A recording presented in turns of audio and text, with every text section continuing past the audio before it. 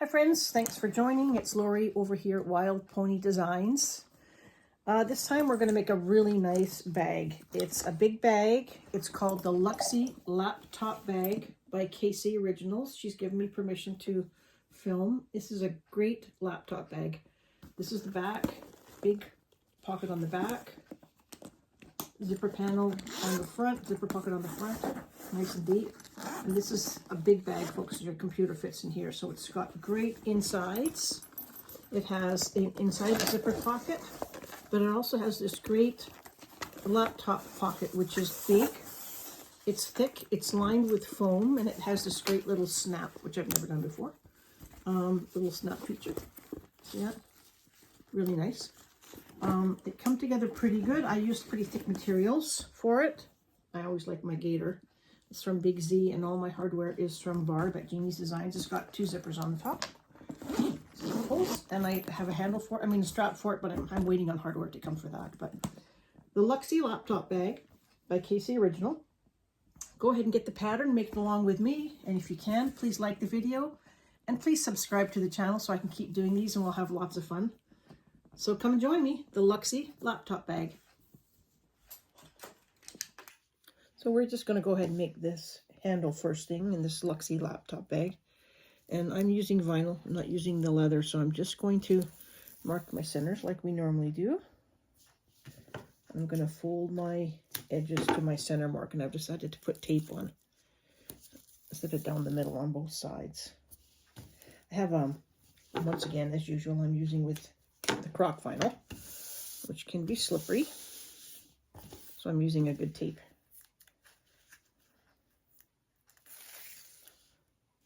And I might have to clip it. I'm not really sure yet, so let's get my clips handy. I've marked my center line and I'm just folding it in.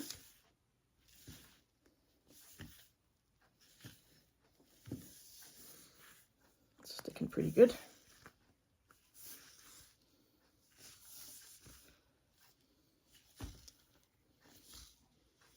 Well, it's probably going to take me a couple of days to get this bag made, so there's quite a few steps, but we're just going to do the handle right now.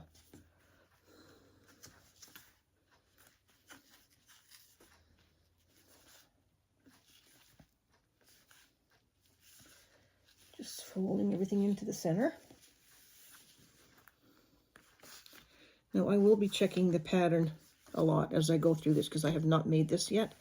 Sometimes when I film a make, I go ahead and make one ahead of time, but I'm just gonna take this journey with you guys first time around. So I'm not gonna give too many measurements because those are all going to be in the pattern.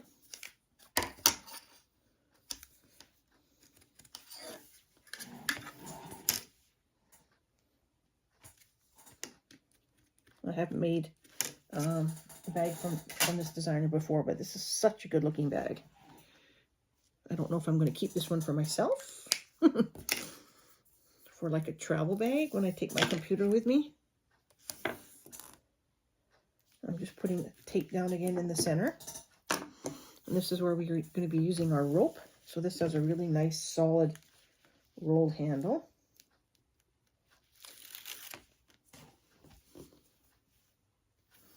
Placing that rope down in the center of our tape. Okay, done that. Just want to double check.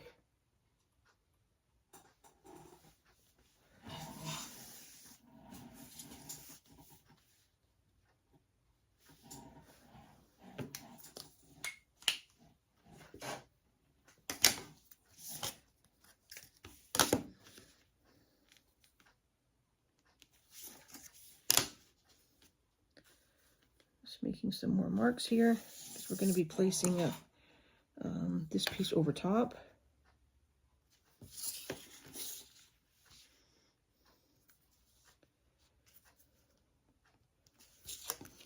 We have these two straps. This is what the handle will look like when we're done. So I already made one. So it's a really nice rolled handled, nice ends on it, and a nice hand finished stitching here, which kind of makes the bag. Oh, I don't know if you can see it. I'm trying to get some. We did a little bit hand stitching right here. pull back a little bit. Sorry, it's not focusing. It's focusing on my machine.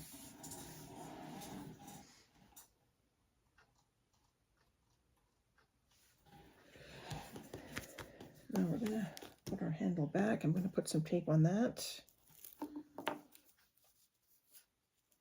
I probably could use just a bit thinner if I wanted to. This is what I've got that's handy, so I'll do that. Now in her pattern she uses leather, so there's a lot of steps she does with the leather. But I can skip some of those because I'm using vinyl and double-sided tape in a lot of the places that she says to glue.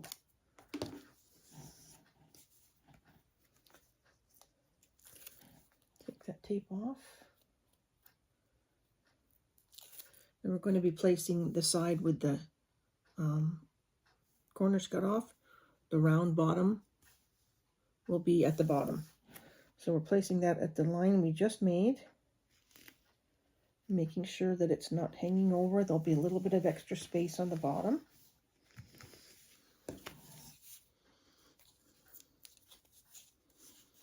It won't come all the way to the end, which is okay because we're going to trim it up after. Okay, once again, side with the corners cut off, piece with the corners cut off at those marks that we just made. Lining that up on your handle, making sure that the handle does not hang over the edge because we don't want it to do that. Okay, and if it does, I'm just going to trim a little bit if my piece wasn't cut. I cut these by hand, so if I need to just trim a little sliver off at the sides, we don't want that back piece hanging over. I don't know why it's not focusing very well today. Maybe it's just because it's too close. It's focusing on my machine today for some reason. And then what I'm doing is I'm just trimming. Let me move this down a little bit. Maybe that will be better. Sorry, I moved my camera just a little bit. I'm just going to take my scissors now and trim away the bottom, matching the curve of the back piece that we just put on. So it's nice and round. Do that on both ends.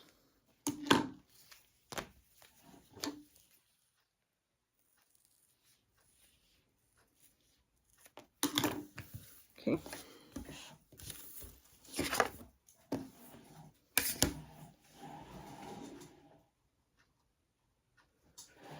And now we're going to turn it to the other side, and we're going to make some more marks.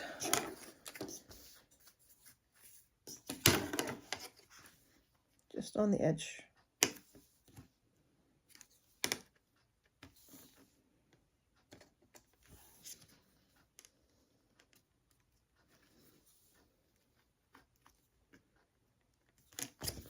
On both ends.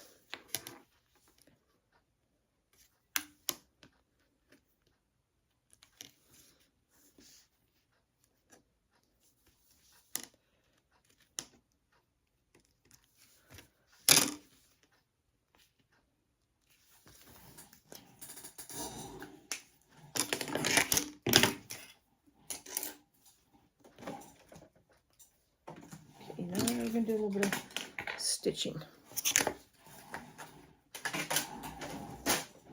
I'm going to stitch on between those two marks. I'm going to leave long tails. Just turn that light on. Hopefully you can see that. We're going to stitch in between those two marks that we made. I think I'm going to trim just a little bit off this side. The underneath piece. There we go.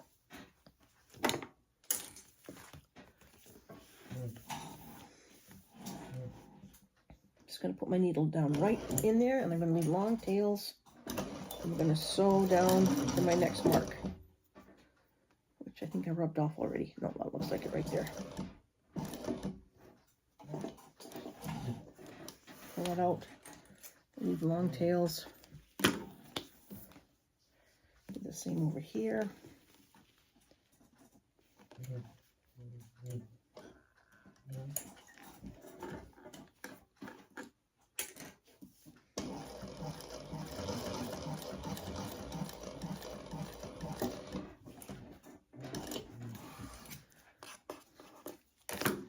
Do the other side.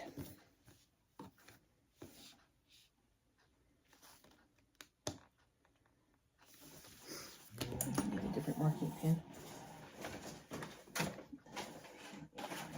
Little ruler.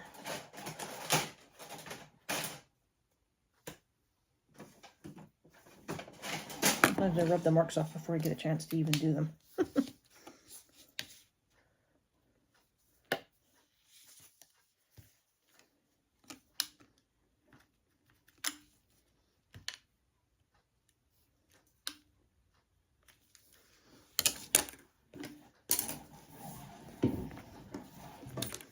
There we go. See them now.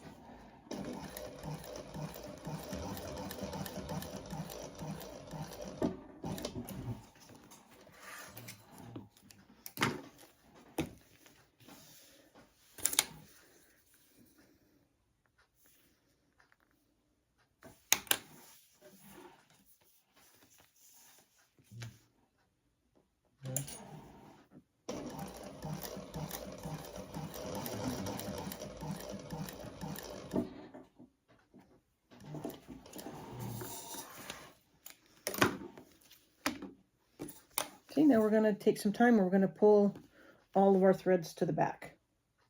I won't bore you with that, so I'll get back to you when I've done all that. Okay, I've got all of my stitches pulled through to the back. I've tied knots, and I've trimmed and took my letter to it so they don't unfray. Okay, now what we're going to do is we're going to get some more double-sided tape.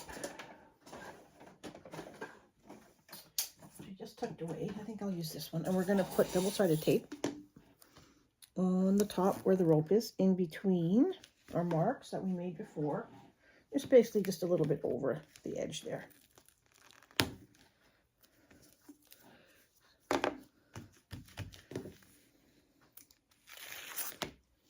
Oops.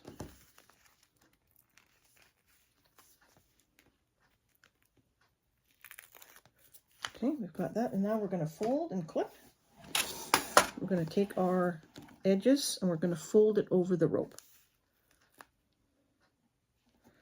And we're going to clip. Oh, that's clip number 1 on the floor. Let's see how many I get at the end of this. I'll leave them all down there and I'll pick them up at the end and let you know. They're everywhere. I don't know what it is about me and clips.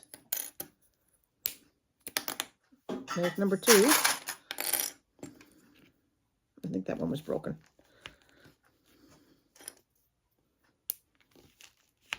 That one feels like it might be going to. Some of my clips are getting very old.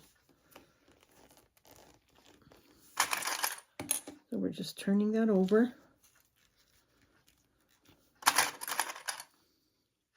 Now you can see where we have stitched before. I'm just going to fold it just a little bit further to kind of hold it together, because that's where we'll be stopping and starting this handle. So I'm just folding it, make sure my edges line up really well.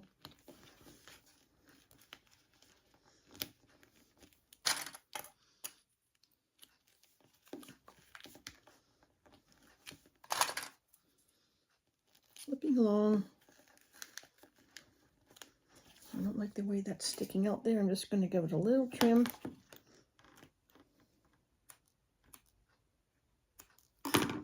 Just a tiny little piece, hardly anything that I took off. I just don't want my handle back to be sticking out from the front.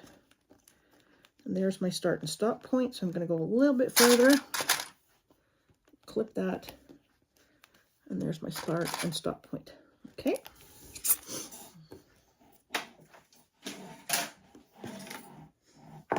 Tools out of the way. Always cleaning up my tools. Okay, so there is our piece clipped.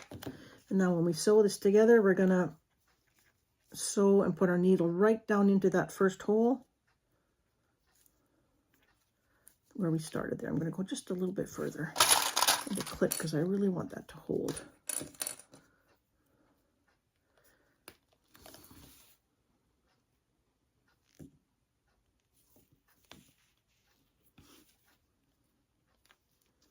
Just want to make sure I'm doing this right. We're actually gonna, I don't want to start right there. I want to start where we ended here, so that when this opens up, it'll be a big piece to put on our bag. So I'm just going to go one further. Just make sure I don't mess that up.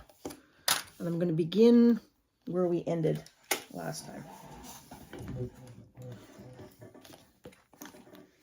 So I'm going to put my needle right down in there first before I go any further. I am going to leave long tails. And I'm going to go slow because I do not want my fabrics to slip.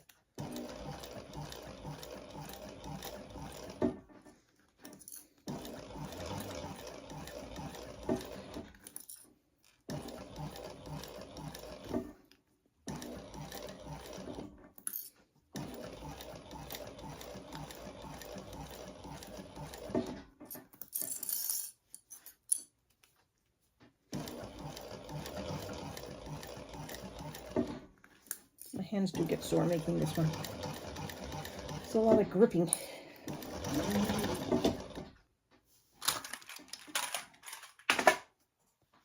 Clear off my table a bit so you can see what I'm doing. Basically, the inside of my foot now is running right along that cord on the inside. I'm not sewing the cord. I'm just sewing right beside it. So of course I have a thin foot on here, so if you had a big zipper foot, or if you had a zipper foot, that would probably work too. So now I'm going to end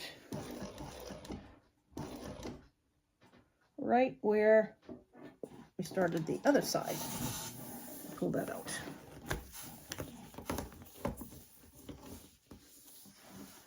Long tails.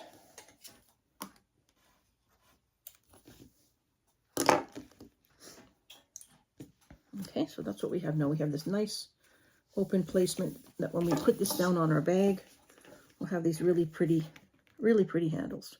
I've never done one like this before with the rope in, so it's kind of nice. Okay, now we need to do a little bit of hand stitching here. It's not a lot, it's just a little. What we're going to do is we're going to pull our threads to one side. I don't know if it'll be easier to do it from this side or that side. Let me feel here. Yeah, that way will work better, I think. There we go. It's stuck on the tape.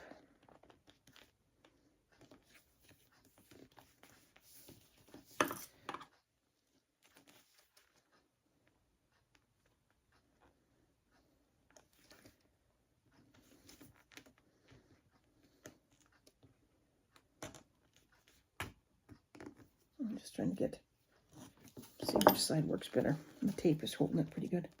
I didn't backstitch, so it should come through. Maybe better if I loosen it a little bit. Let's see it better. There it is. If I can't get it to go through that way, I'm just going to put it on my needle. I think the tape is holding it. I've got my needle. I'm just going to push this back through the hole to the other side. And I do need, because I'm using vinyl, pliers do come in handy for this. This is the only little bit you'll need to do, and it's really just fine. It just makes a real nice finished look on the bag. And of course, now I dropped my needle. Does that count as a clip?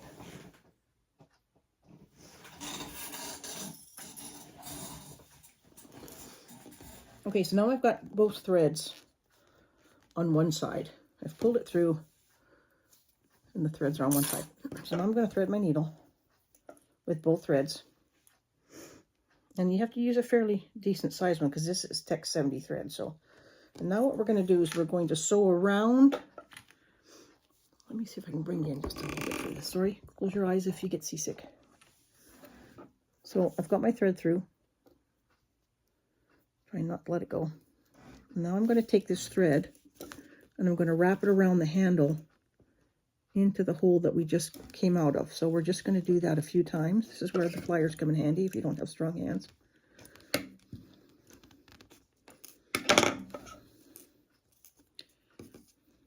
And I don't anymore. Just kind of annoying.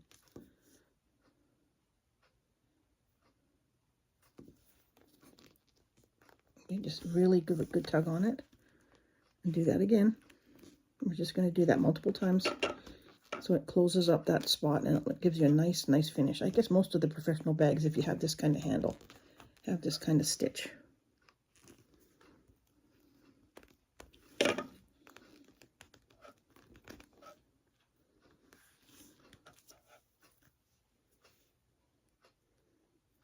I think I'll go around once more, pulling it really tight. And I'm going to actually, on this last stitch, I'm going to bring it up the center.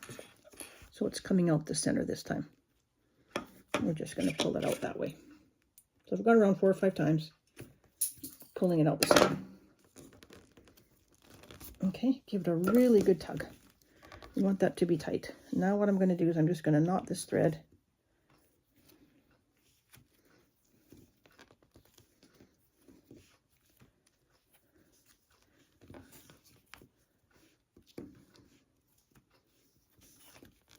Okay, I'm going to give it a little trim. Take my lighter to it. You won't see this because it's going to be sewn down. You won't see that underneath part at all. Okay, turn it around and do the same thing to the other side. Pull a thread through. Let's see which one. Yeah, that one came through easy. Okay, both threads are on the same side.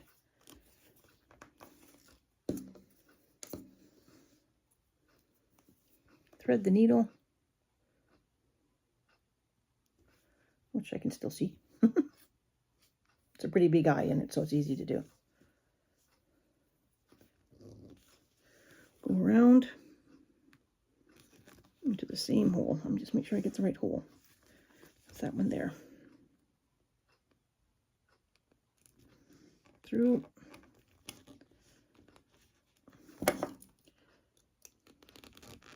Through that one. Like once you get this started, it's not that hard to get it through the hole. Just a couple of times I need the pliers. I do just want to give that a good tight tug. Okay, around and repeat.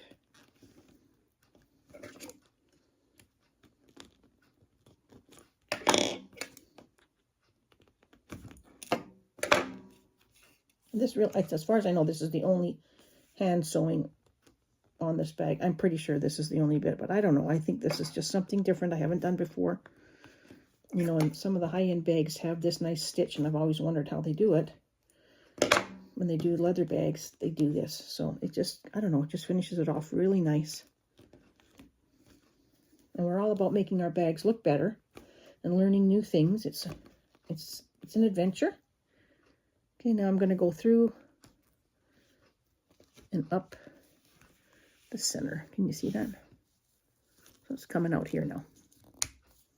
I'm just really giving it a good tug. This thread is really strong, this Tech 70. So you can really get a good pull on it and not worry about it breaking.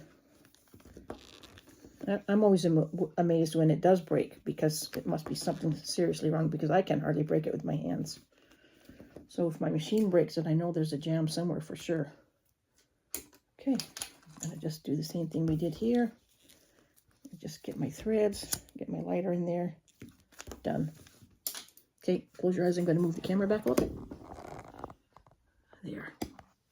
So close up work. So that's it. Those are the 2 handles. They're absolutely beautiful. I love the way they turned out. I can hardly wait to get these on the bag. So that's the rolled handles. And then the reason we don't want anything poking out along the edges, because we're going to sew this down. So if anything's not level and you don't like the way it looks, just take some time and just trim whatever you need to trim away before you attach it. This one's pretty good. There's a little bit there. I'm not going to finish the edges, and I'm not going to edge paint these because it's black on black. If it had a white fabric in there, I might be tempted to edge paint it, but because this is black on black, you can't really see it. I'm just going around, double checking everything.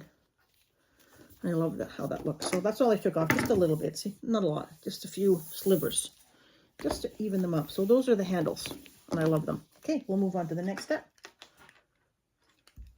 Okay, the next part we're going to be working on is the front piece. So we're going to need our front piece.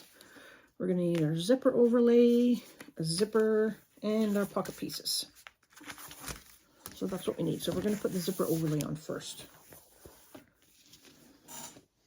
I'm going to measure down. That ruler is not big enough.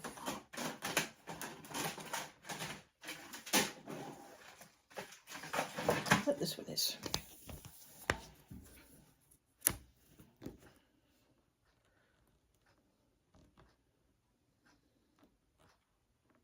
I'm going to measure down on our part here.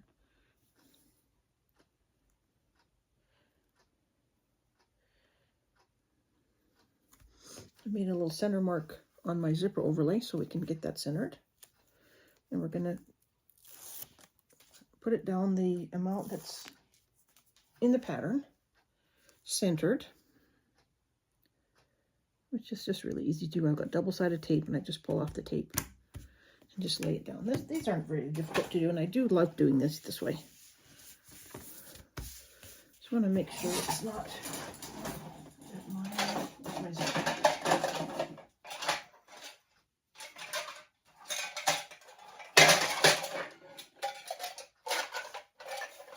I've got to go find my zipper jig. Hang on a minute. I found it. It was in the wrong spot, which is typical for me. I think what I'm going to do is I'm just going to lift this up 1/2 here on the bottom. Just make sure that my zipper jig, this hole in here is not the usual one I use, so it's a bit smaller, but that's okay. We'll still make it work.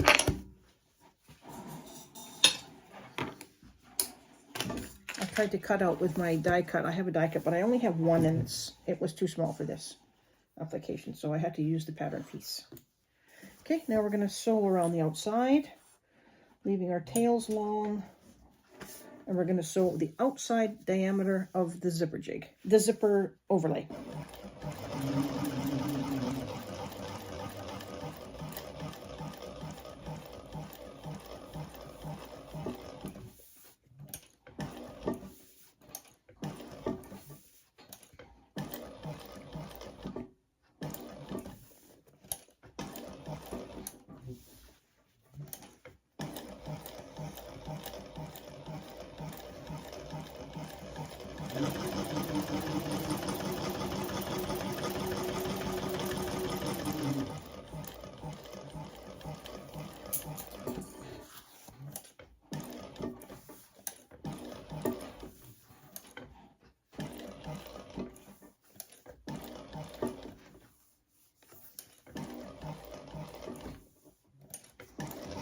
I'm going to pull that thread through while I can see it. I'm going to end right where I started, right in the hole. So it'll look seamless. You won't be able to tell when we start, where we started and where we stopped. I feel like things are falling in the garbage. Yep, they are.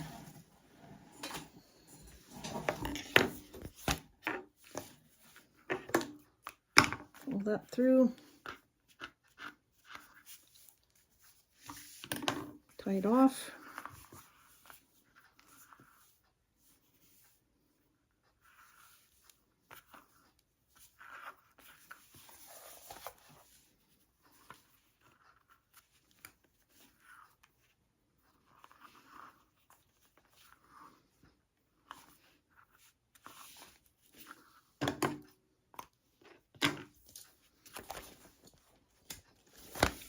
Out the back of those threads.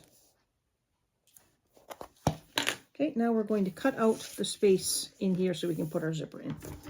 I don't know if my duckbill scissors will work very good for this because it's kind of thick, but we'll give it a try. Just get started with the scissors. I think they're probably just not sharp enough for that. Oh, maybe they are. Maybe they aren't.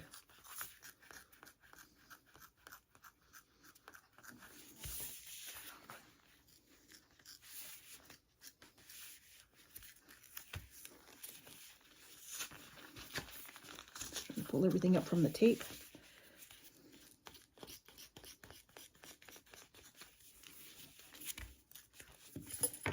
this to the end.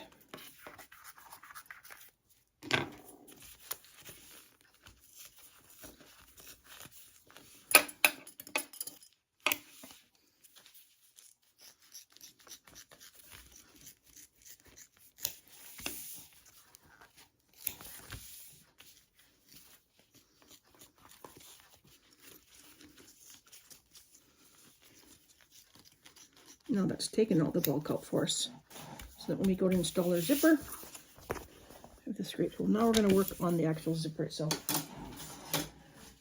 So we've got the two pieces of zipper pockets. We've got our zipper. I'll put my pull on after because I think it's easier to sew it on before.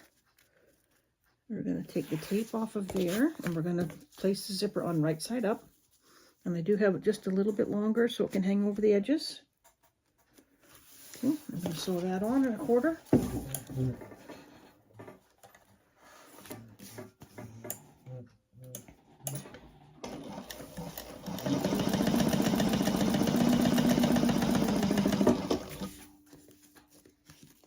These zippers I'm using are from Barb over at Jeannie's Designs.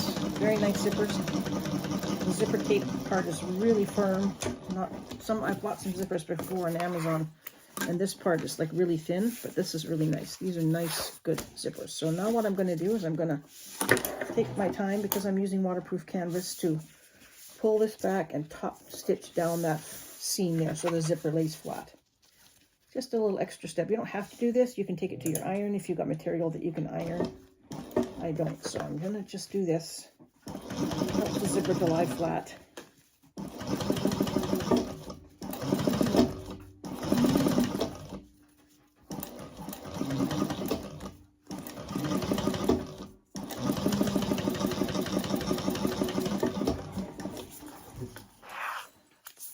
I think I'm getting low on my bobbin. I think I could hear it rolling around in there. Maybe I have enough to do this one side. Let's wait and see. So by sewing down that, top stitching that zipper, you see how flat it lays? It's going to be so much easier to sew in to the zipper overlay when the zipper sits flat like this. Okay, we're going to do the same to the other side. Just going to line up my pockets, the side, and line up the zipper.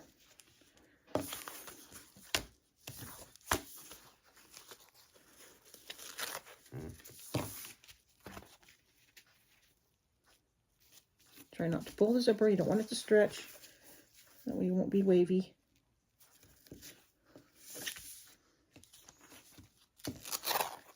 We don't want wonky, wavy zippers if we can help it. Now it's on there nice and flat.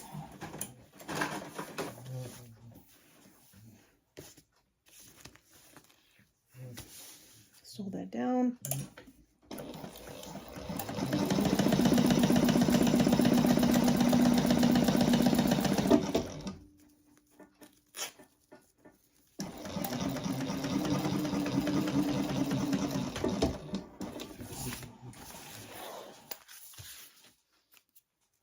Same thing, open it up. See how that doesn't lay nice and flat to sew that into your, you see how that's sticking up there, and we want to just, now if you try to sew this into here, it would be in the way and it would be sticking up.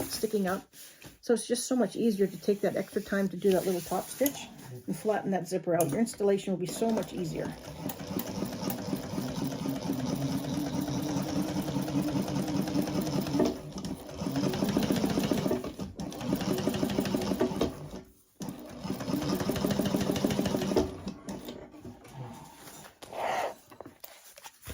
There it is, nice and flat. Now I'm going to put my zipper pull on, because this is where we need to put the zipper pull on. So I'm just going to,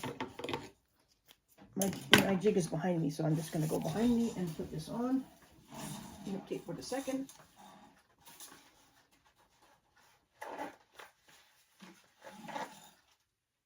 My zipper jig does not stick to my sewing table.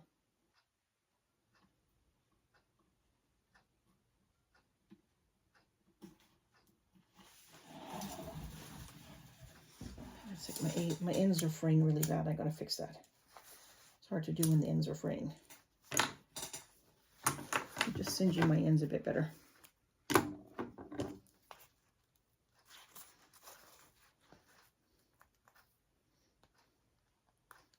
there's something in there. It's keeping it from going in very good. There we go. That's better. Okay, we'll try that again.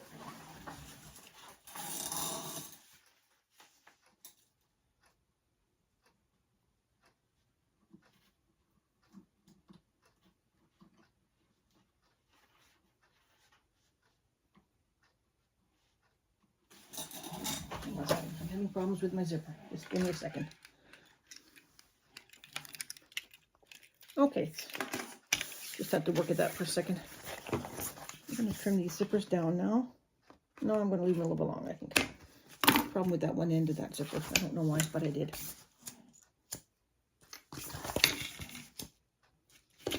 Okay. The zipper pull is kind of in the middle. I'm going to close it all to kind of one end here.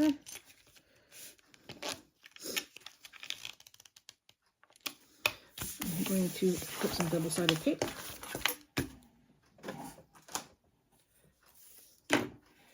On this side.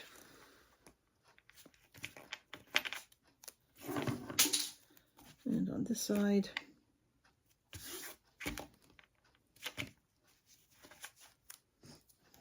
I spent half my day picking things up off the floor.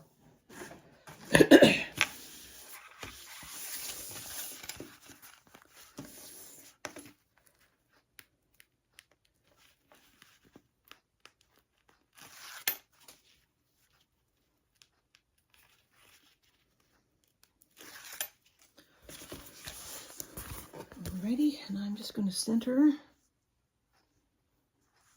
my zipper in there.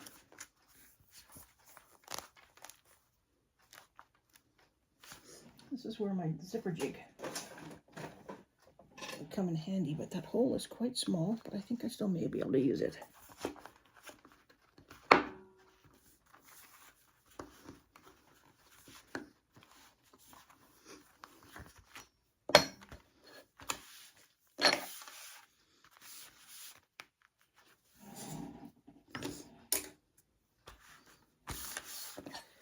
Like it right there. Try that again.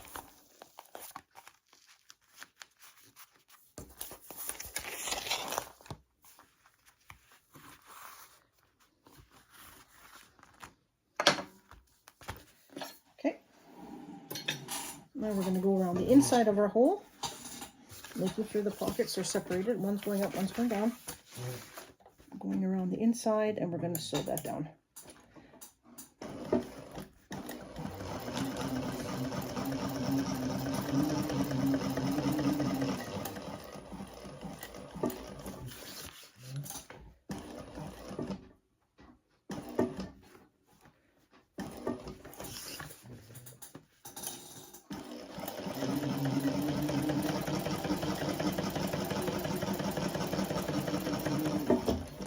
Pop my zipper pull through, so don't forget it.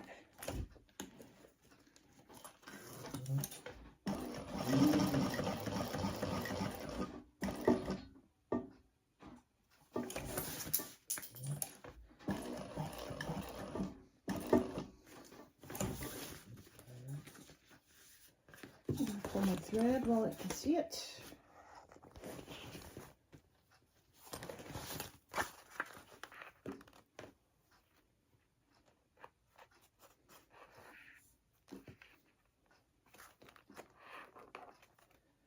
Maybe.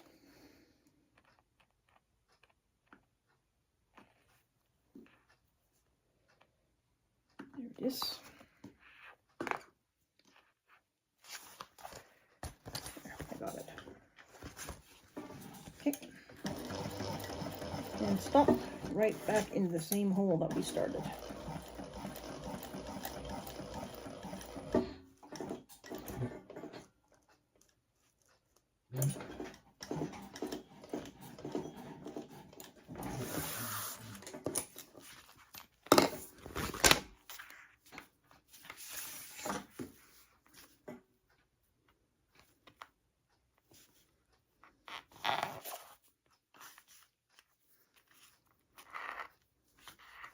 Sometimes they want to come out really easy, and sometimes they don't.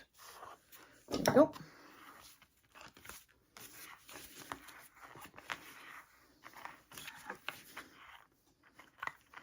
Knot in the back.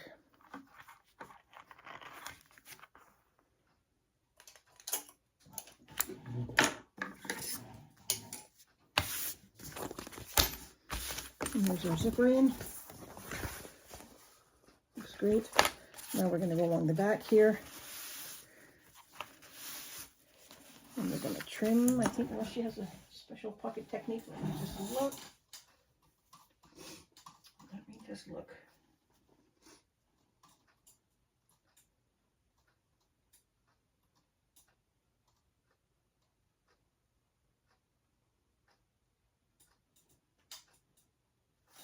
Just trim off the bottom.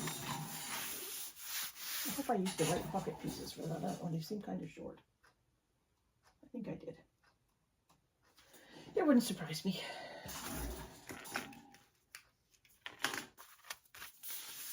Okay. I'm going to trim this away.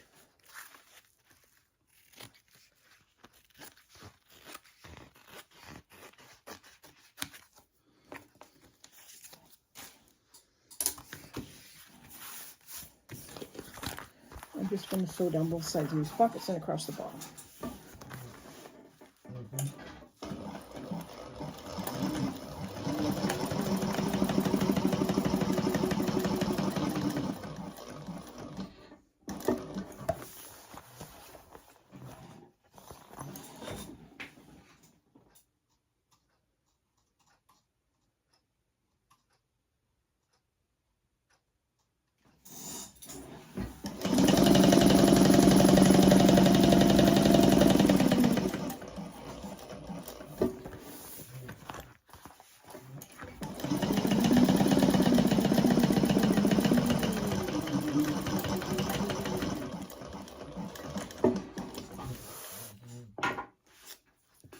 Now it's time to check my bobbin for sure before I go any further. Okay, I'm just singeing the zippers where I cut them off.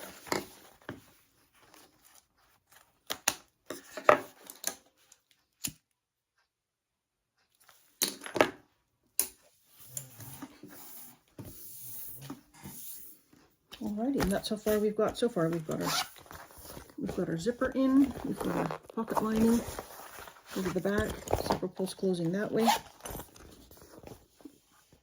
Nice little zipper holes. These are from Barb over at Jeannie's Bags as well. So is their zipper tape. Nice zipper. Okay, that's it. We'll go on and see what the next step is now. Okay, now we're going to attach the handle to the front piece, and I'm going to put my double-sided tape all along here. Should be strong enough.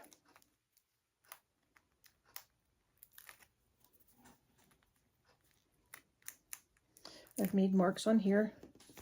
Our stitch lines are marked according to the pattern. I don't think it matters if I put the left or the right on first.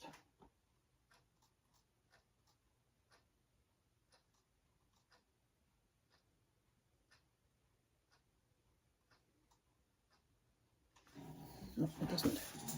And we're going to lay our handle on the markings that we made when we cut this out. I'm just going to do one at a time. I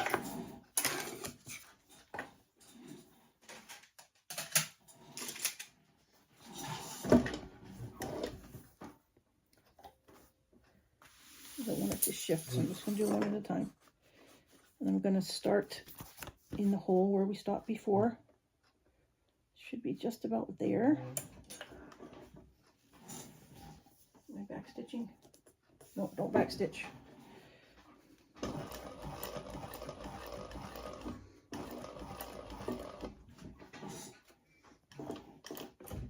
Right down in the hole where we started, so it should look pretty good. Okay.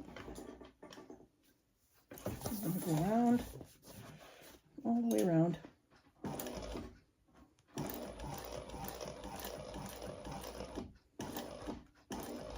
Be really careful here. Do one stitch at a time.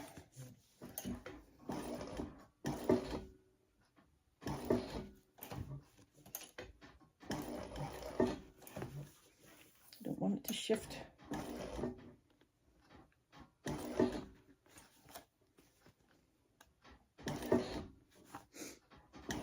Now I have got foam on the back here. If you felt you needed a little bit more interfacing to strengthen that piece up a little bit on this side, you could put in a little bit of Decaville Heavy. I am going to attach rivets,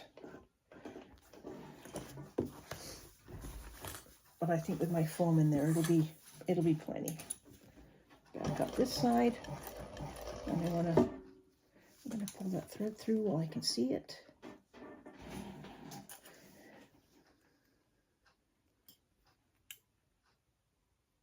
Let me get my still level for that. It's a bit easier.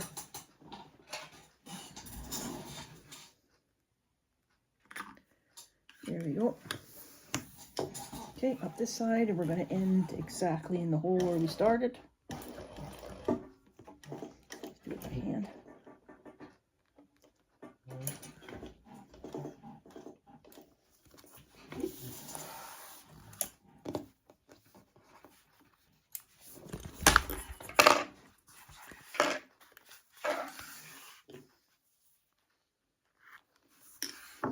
And we're going to do our knots in the back here.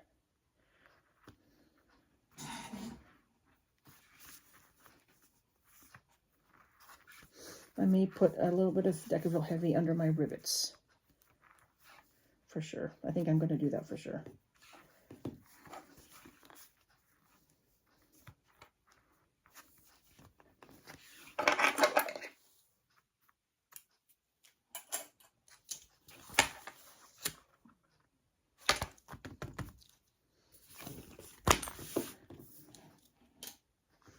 Okay, I'm going to do the same on this side, double-sided tape.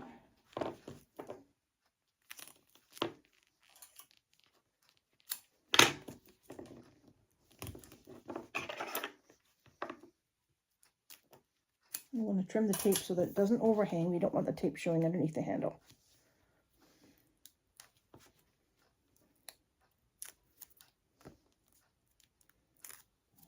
Okay, tape's on. I'm going to bring my handle around, line it up with my marks.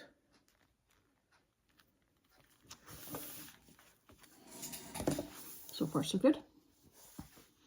Okay, we're going to do the same thing. Sew all the way around.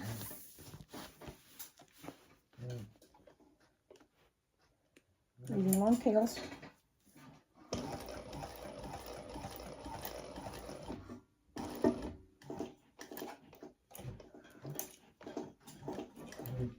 Just placing my needle where I need it to go.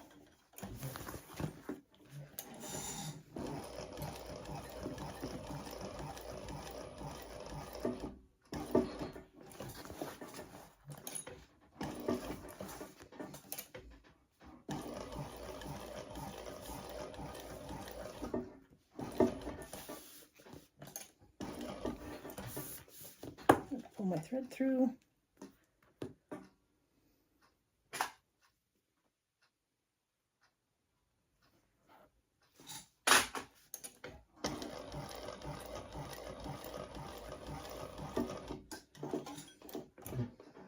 Stopping where I started.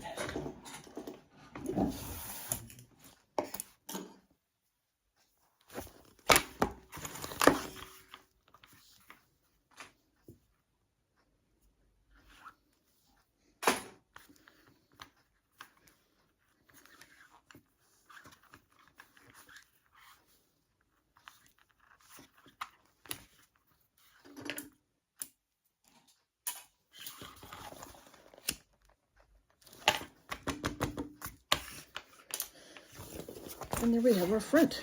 Look how nice that is. Move the camera back a little bit so you can see it. Isn't that nice? I love those handles. It's the first time I've done handles like this, and I really do like it.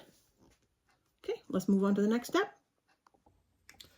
All right, guys, I went ahead and I did the handles on the back panel, and I've also put my rivets in. I just did that off camera because we don't need to see that. Put my rivets in, and I put my half of my snap in according to the pattern piece. So that's the back. Now we're going to go ahead and do the back pocket. just get this out of here. And I've made all my marks and my centers. We're going to do the top seam. This is going to be our pocket.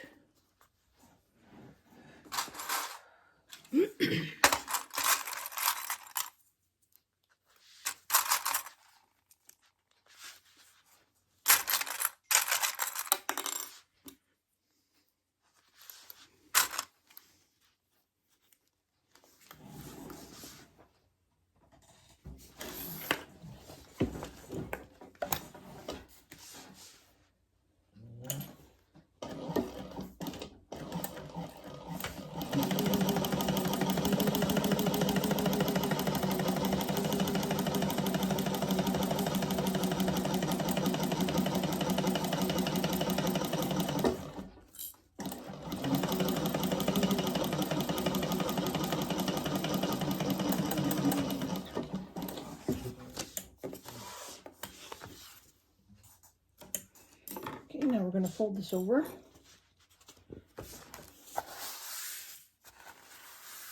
Just going to give that a really good finger press, and we're going to fold it to the back.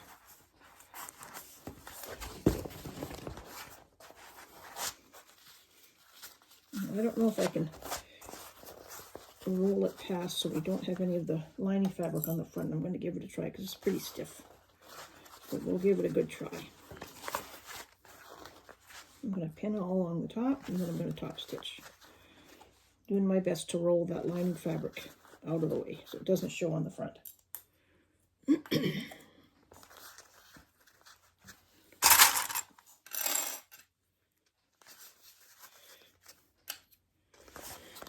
Lots of clips to hold it in place.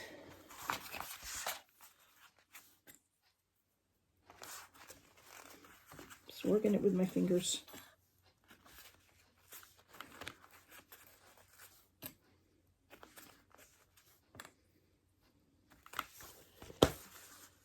Yep, that looks good. I'm just going to top stitch along the top.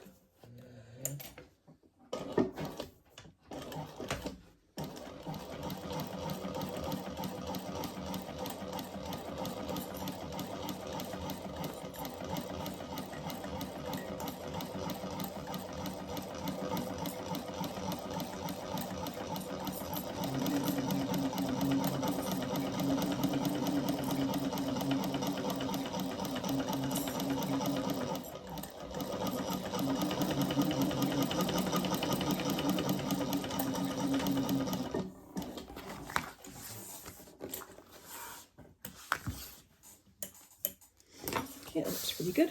My top stitching. And now I'm going to go and install my snap.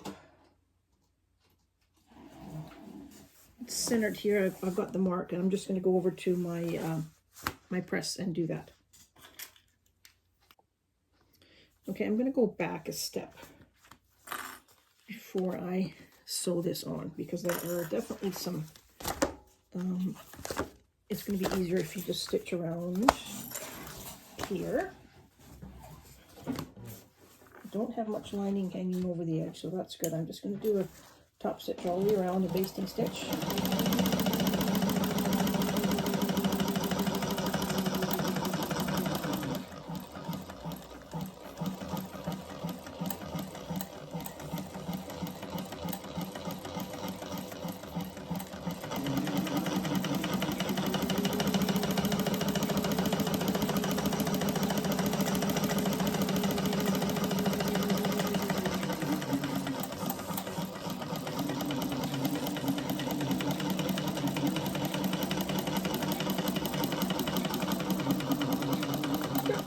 Excuse me.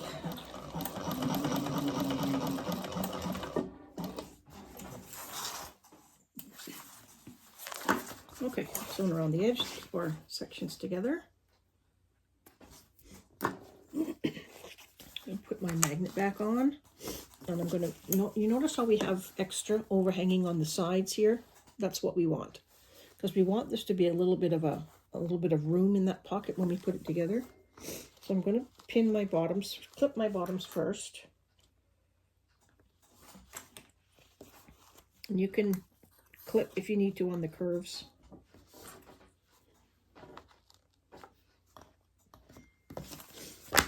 Once again, I'm just going to double check here. Yep, it looks good. And now what we're going to do is we're going to pull these edges in to line them up. I don't know if you can see that, but there's this little bit of an overhang here. We're going to pull that in, and we're going to clip it.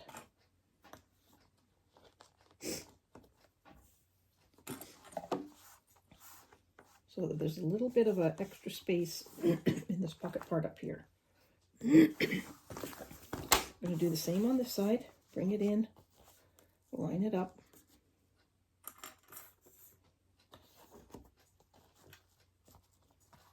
All the way down.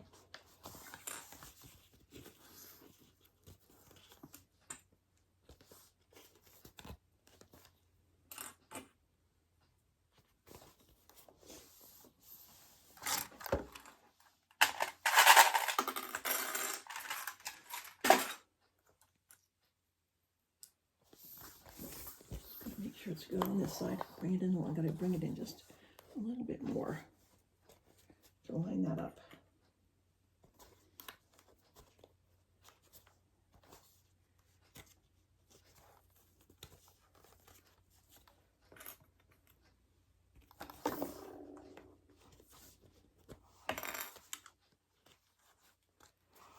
Making sure the bottom's all lined up.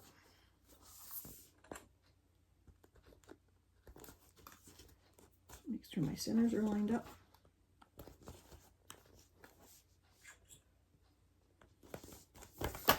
And then we have this little bit of a gap here. Can you see that? That's what we want.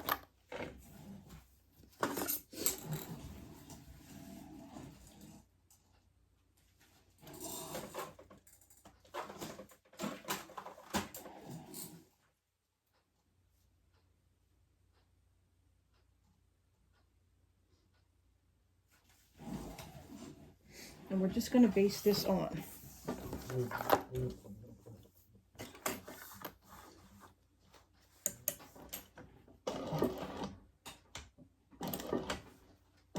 Just take your time to go around. Don't let anything slide.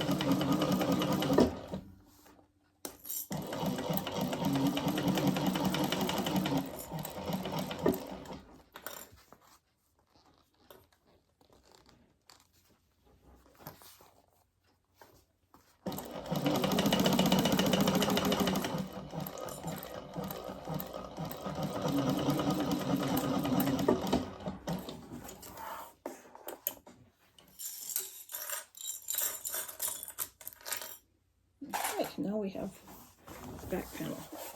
The magnetic snap. Oops, looks like I missed the bottom here a little bit. I did. Let me try that again.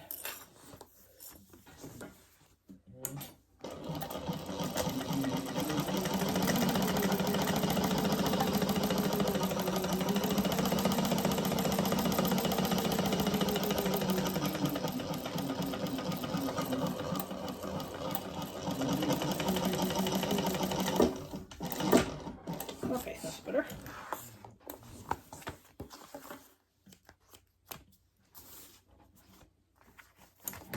Did do a very good job, did I? I missed.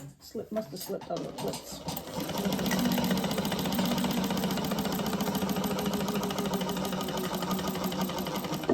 There we go. I should always sew from the back when I do that. And you can see it. Okay. The front sewed on, we've got our snap, perfect. We've got our handles on, and that's the back piece. So let's go on to the next step. Okay, now we've got the zipper placket. So we've got zipper placket, we've got a lining piece and exterior. I just have my exterior right now, and the lining piece and the exterior for this side. So got 2 pieces. And because I cut this out of directional fabric, I want to make sure that my zipper placket lines up. So I want to make sure that I have this right so that when it's sewn together, it'll look like it's supposed to be that way. Okay, double-sided tape. Got a new package. The mystery will be when we get it open.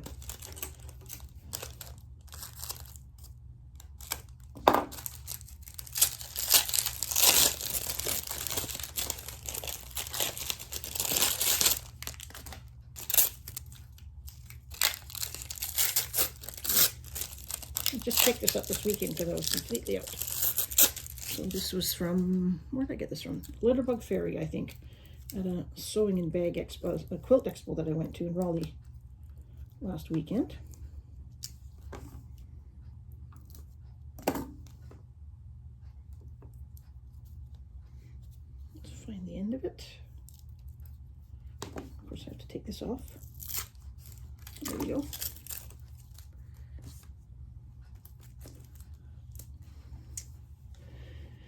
Okay, I found it. That wasn't too bad. I've had worse. Now I'm going to put that double-sided tape all along the top there.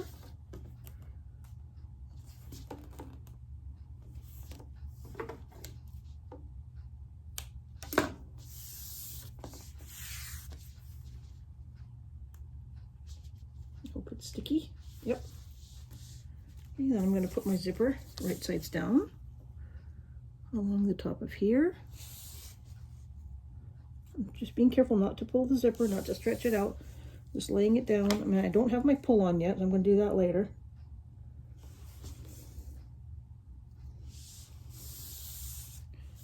Okay, I'm going to put a piece of tape on there.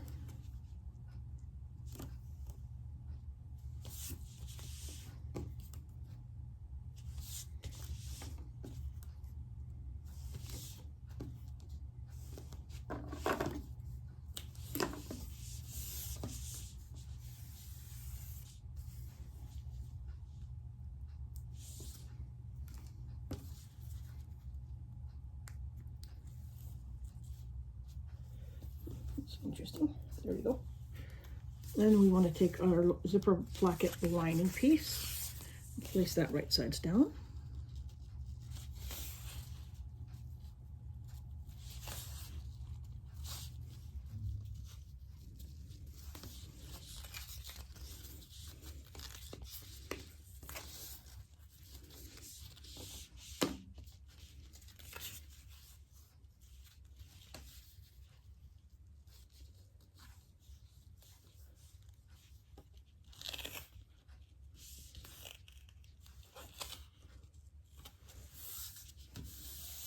Okay, we're going to sew it the seam allowance that's in the pattern.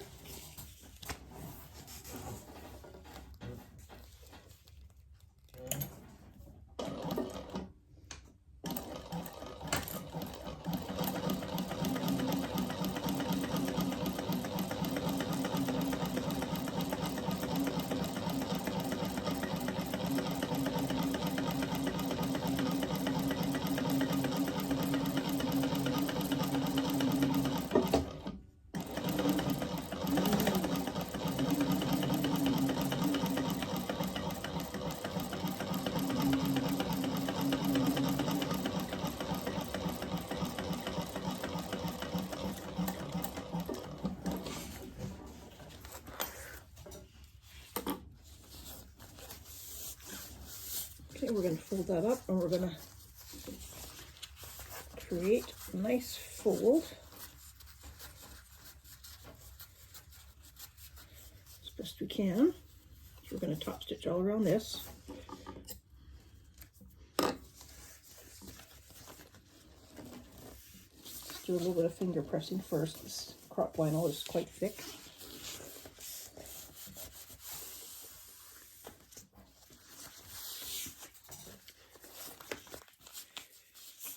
You know, I don't like what happened to my zipper there. it slipped. I'm going to unpick that. See how my lining slipped? What that does when that happens, it gives you, the zipper's not even. It's more space here than there is here, so I'm just going to unpick that. It doesn't have to go too far, just a few here, and redo it, because I do want my zipper to be straight.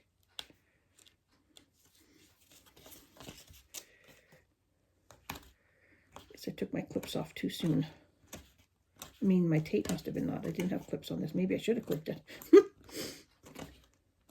Tape and clips to be sure, absolutely for sure. But I'd rather do it now than realize that when I've installed it all that the zipper doesn't look good. Just taking that out.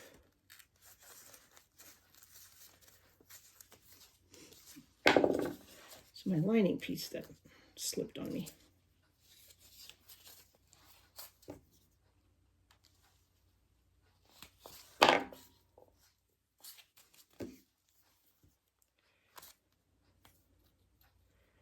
Being difficult where I back stitched. There we go. I'm going to take that back just a little bit and line it up properly. There we go. And I'm going to put a couple of clips in this time just to be sure we don't have any slippage.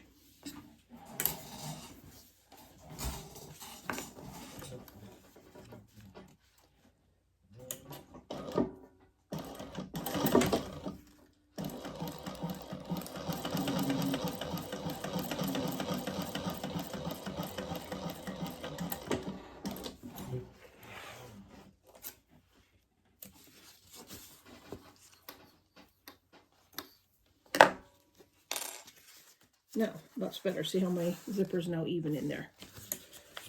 Good. So now we're going to line these two up. I think I might use some of my big clips for this. I just want to go down, and if I had my iron on, I'd go iron it, but I don't. So I'm just going to go down and with my hands just pull those edges together. You can feel at the back.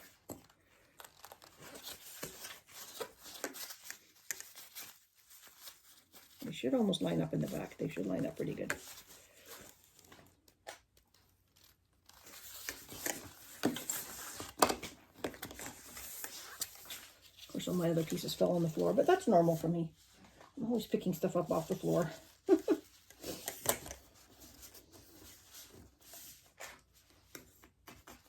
Okay, so I've used my big clips. I'm going to just move this over here before that ends up on the floor. And we're going to top stitch all the way around.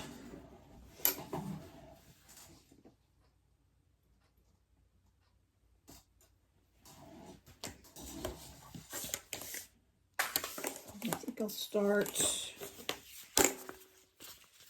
If I should start from the back. I might just go around and clip the back piece too, because I don't want it to be uneven at the back either. Better safe than sorry.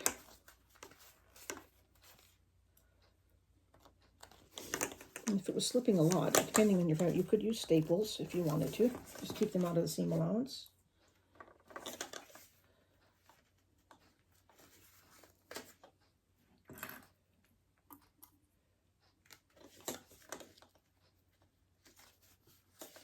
I can't remember at this point if we put on one pull here or two. I think it might be two.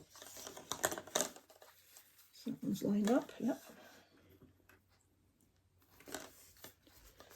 And this piece here. Okay.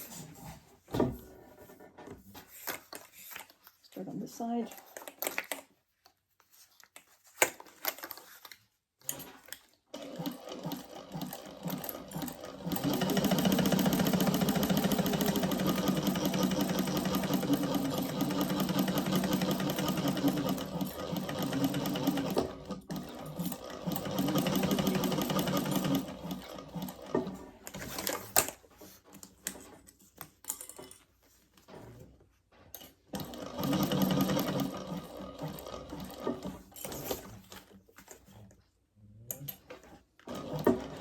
just pressing my seam.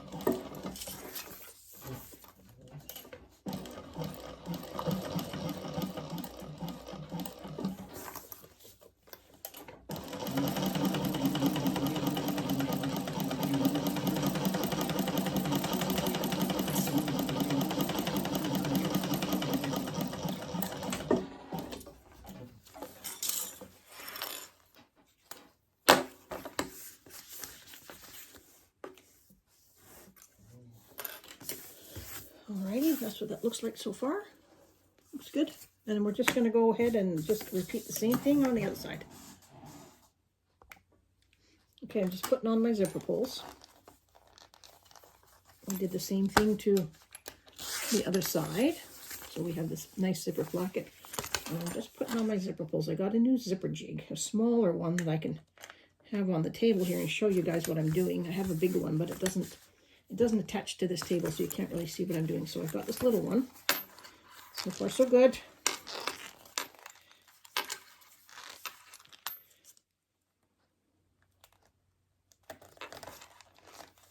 Great. Look at that. So I got my zipper pulls on.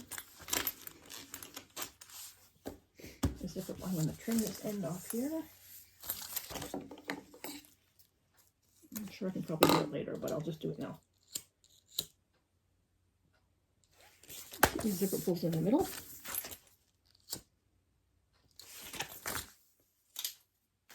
And there is our zipper placket. Nice zipper pulls. Those are from, all the hardware's from Jeannie's Designs. The black matte hardware, I love. And that's our zipper placket. Now, we have to go on to strap connectors after this. So let me pull out my strap connectors and my hardware for that, and I'll be right back. Okay, the next step in the pattern is the connectors. Now, she uses some kind of a webbing in the connectors to give it a little bit of extra strength. I don't have any of that, so I'm going to go ahead and use some Decaville light. We sandwich these together. And the Decaville light will be in the middle, and it'll just give it some extra structure and some extra strength. But I have to glue these together. Like in the pattern, of course, the pattern's written for leather, and I don't have any leather glue. So I'm actually going to, I have some spray adhesive, so I'm going to use the spray adhesive. And then obviously I have to let these dry before we can go on to the next step, which is attaching these to the gusset. But I think what I'll do is I'll do that, and then I'll pull up the lining pieces and I'll work on the lining while these are drying. So I'm going to go take these over to my table and give these a little bit of a glue, and I'll bring them back and show you what they look like. Okay, so I have glued these. I have just some spray glue so they look nice front and back. And because these have to dry, I want them to be pressed. I know this sounds kind of crazy, but I'm going to go put these in my steam press. It's off, of course, but it puts pressure on it. I'm going to let those sit over there for an hour or two. Let them dry, and I think what I'll do is I'll get together all of my lining pieces, and we will start working on the lining while these are drying, so we can go on to do the gusset when these are dry. Okay, now we're going to go on and do the lining while my connectors are drying over there in my heat press. So we're going to do a zipper overlay, and the procedures for this are exactly the same as what we did on the front. The only thing I want to mention too, there is definitely a bottom and there's definitely a top on this one. So make sure you have your zipper overlay on the top. The bottom is bigger, and the top is a bit narrower. So make sure you get that on the right side, because if you look at the pattern, you can see that there's a difference between the top and the bottom. So I've placed my zipper overlay down where the pattern tells me to, and we're just going to stitch around the outside, just like we did on the front. Same thing.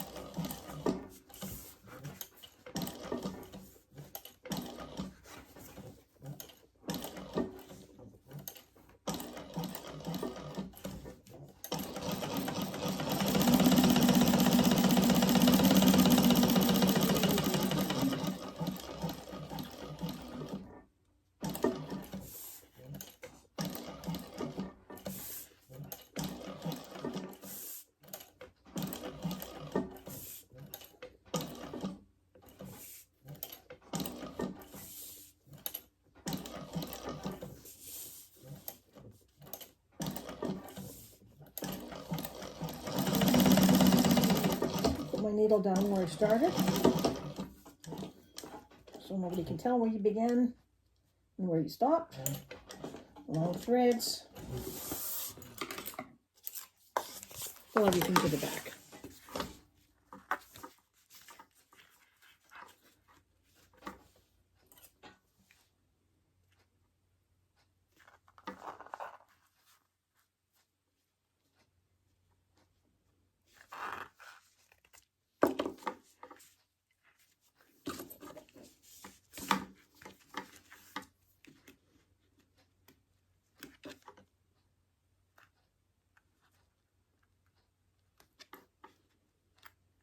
Come on, little thread.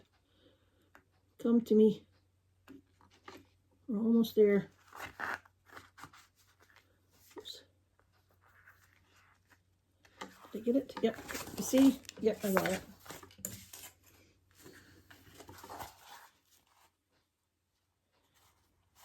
Tie these off.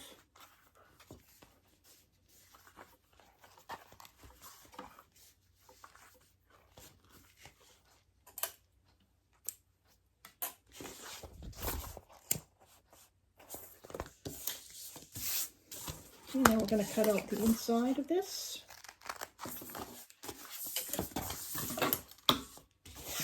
Oops, screw.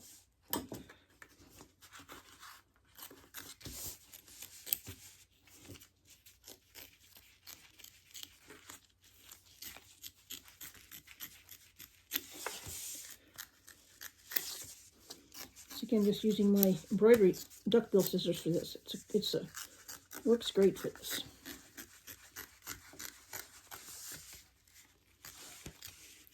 Going around, giving it a trim. That's why I like to use the 1/8 inch double-sided tape here. And I like to put, when I put my tape on, I like to put it at the top of the zipper overlay so that when we do this next step, there's no tape in the way that we have to worry about. Okay, that's the front. Got the zipper overlay on. Now we're going to take our zipper pocket, and it's exactly the same as our zipper pocket that we did on the front. We've got our zipper on. We've put our zipper in, top stitched it open, and we're going to put it in the zipper overlay. But I'm going to put a little bit more tape on here. I'm going to get my zipper jig.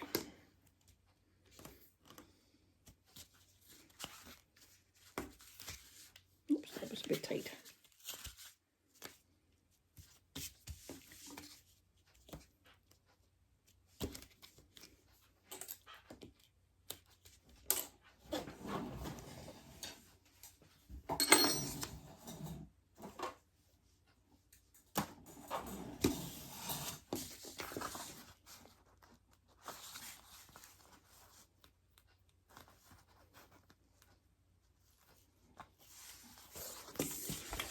I'm going to keep my pull. I'm going to get my little stapler, staple the end so I don't lose it. And I want my pull as far off as I can, so it'll be out of the way. Put my zipper jig kind of centered there. Put this over top.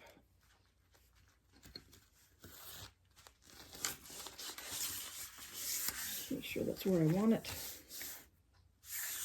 Looks good. Now we're going to sew around that inside.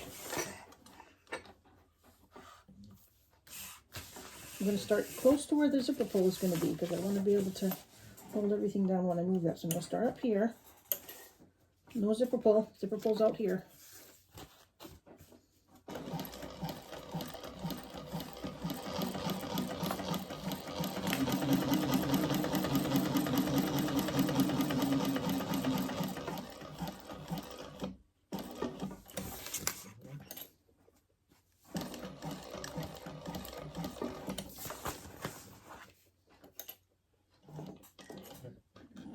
Just to here. One stitch back.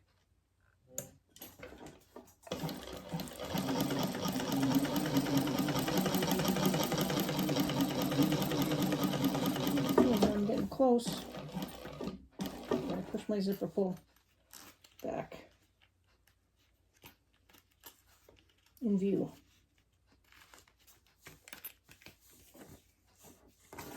pull that thread to the back. Well, it's right here. I can see it.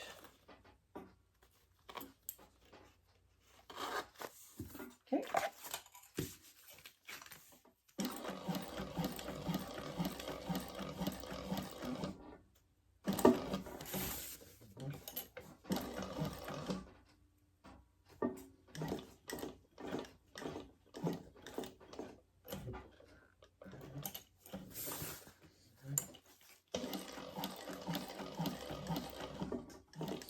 And I'm going to end where I started. Right in the same hole.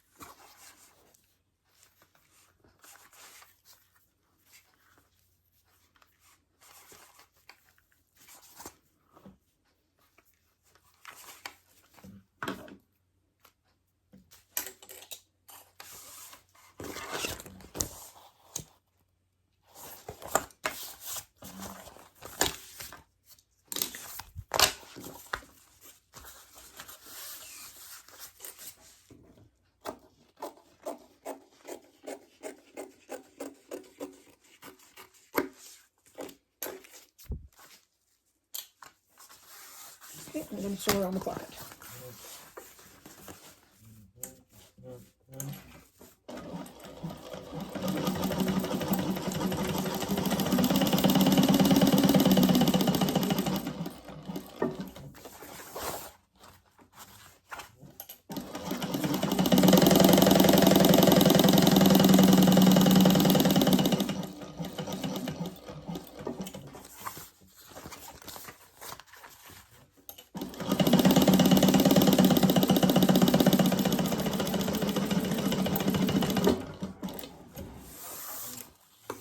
Okay, and then I'm going to trim the end of the zipper where I had my staple.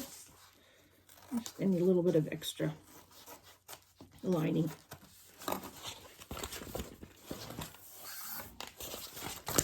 That looks good. Trim off the extra zipper on this side.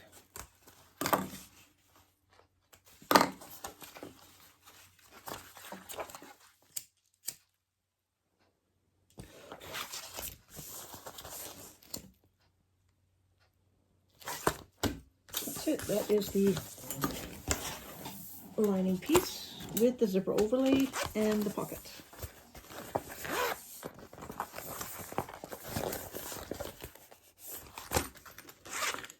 Okay, I'll put this aside and we'll go on to the next step. Now we're going to work on the slip pocket. In the pattern there's a couple of options for credit card pockets and passport holders, but I'm not going to do those. I'm just going to do the slip pocket. Oops, let's take that first. So we've got our slip pocket. We're going to stitch up the side. Let's check my seam allowances. They're in the pattern for that.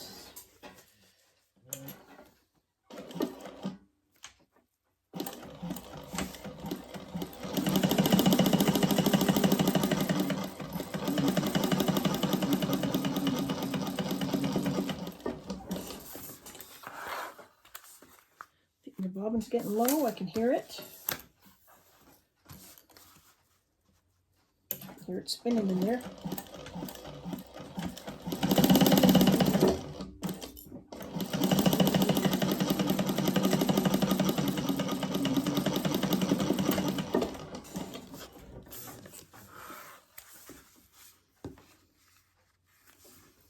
Okay, I'm just going to trim a little bit of the excess off the corners. We're going to turn it.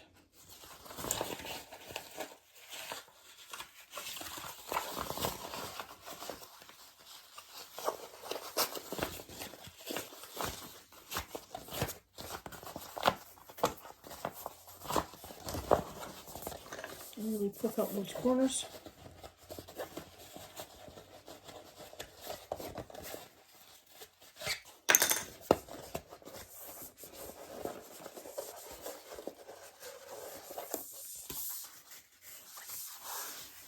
I'm just going to take mine over to the iron and give it a little press.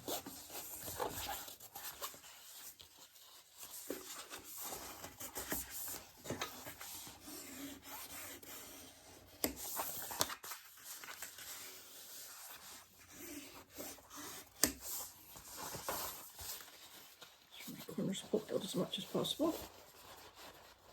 I'm not poking through. I'm just going to give mine a little press.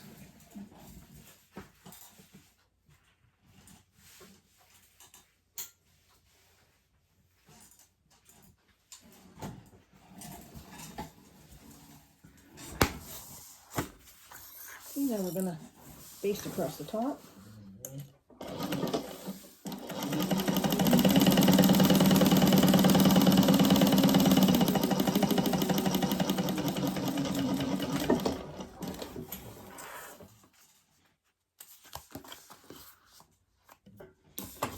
Now we've got our pocket trim.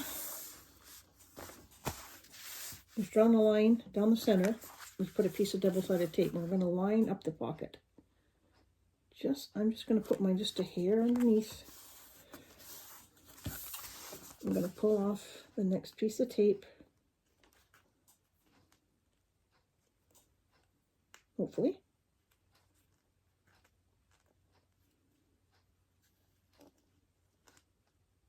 There we go. Now we're going to fold it over and line it up. I'm going to line up the edges. They hang over a little bit first, so that's very helpful.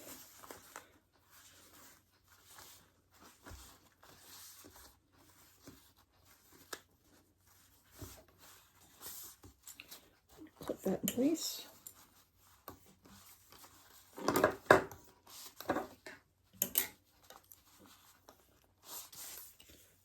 Looks pretty even. You can kind of feel it if it's... There always seems to be one side that's just a hair longer, but we should be good. I can feel it. This one feels like it's a little bit longer here, but I'll top stitch from this side.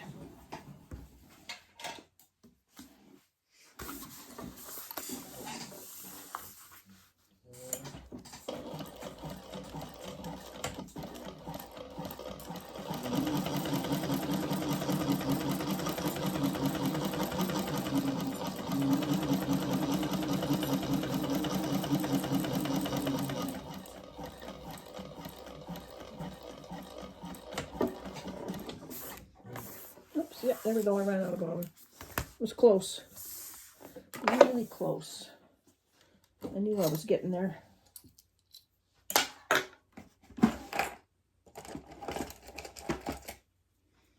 I think there's definitely at least a 3 bobbin project.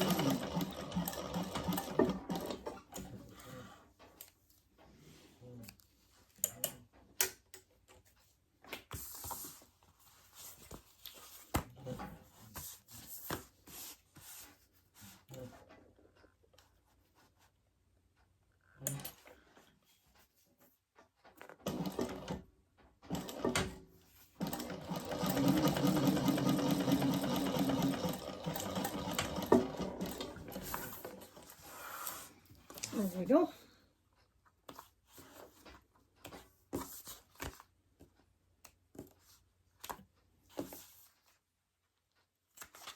Trim off those edges. Now we have our, if we can get the air out of it, a balloon pocket. Just a nice pocket with a bit of trim. And that's going to be a slip pocket for the other piece of the lining. Let me just grab that.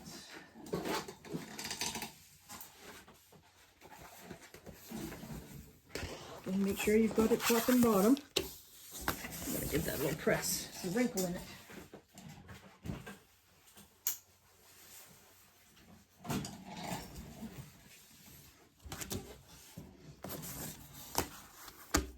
see where the placement is for that.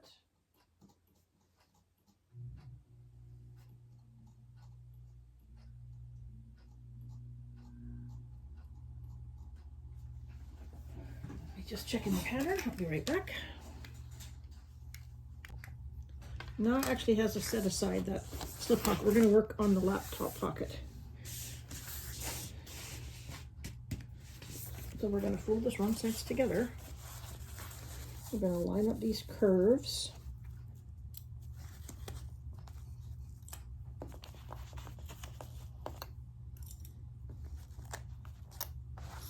On both sides.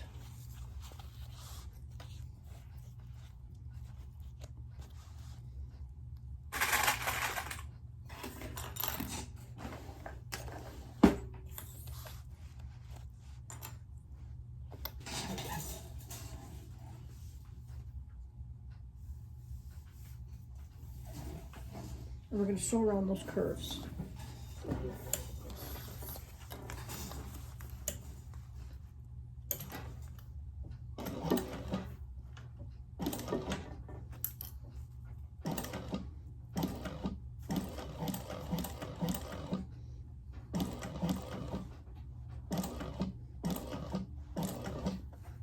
I'm just taking my time.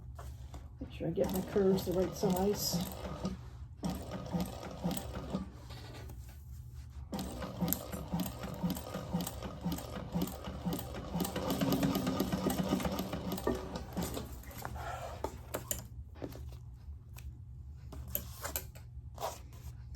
Same on this side.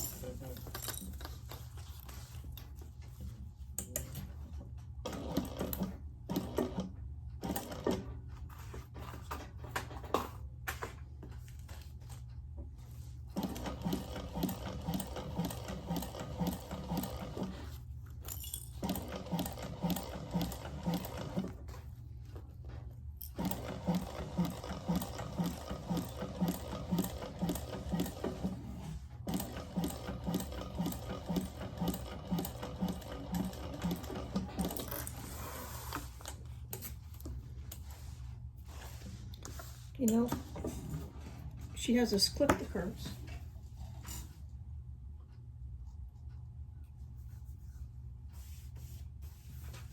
I think this is, if you're using leather, I think this is a really important step too.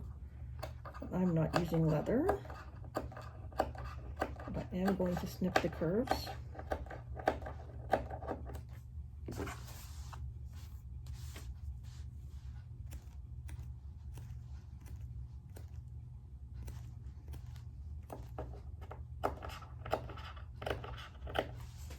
And we're going to turn it inside out.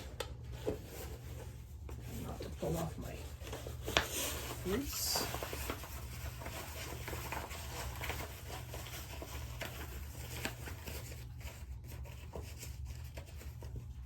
That's right, doing that off camera, and I shouldn't be.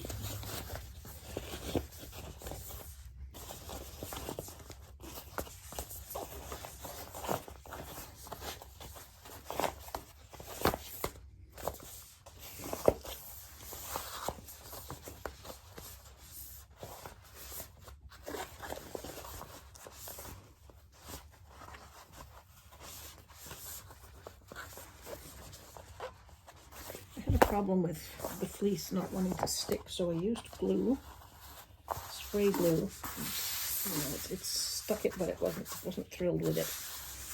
Just making sure that nothing's puckered on the inside. Might actually give this a press. I feel like my hands are sticky now from the glue.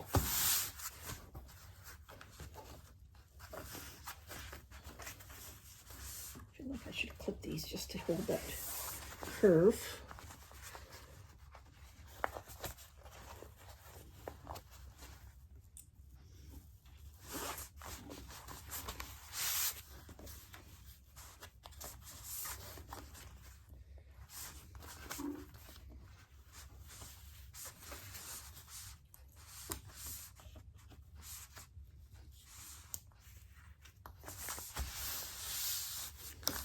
Okay, I'm just going to take this over to my ironing board and just give it a little press.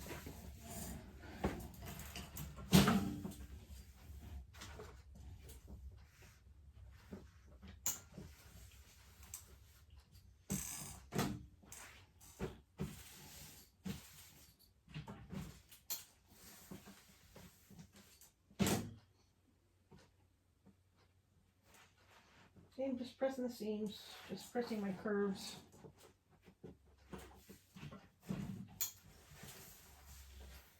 Under the top of press, just lays flat. Okay, so that's what we've got. The curves, we've got the top, we've got the fleece on the inside. Hands are sticky. I always have these little, the disinfectant wipes with alcohol on hand. Clean up any stickiness. Okay, let's have a look at the pattern.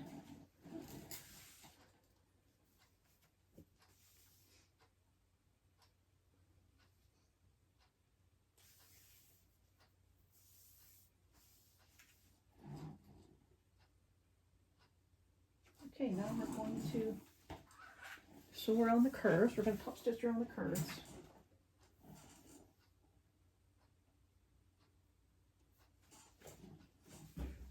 Top stitch what we just did here.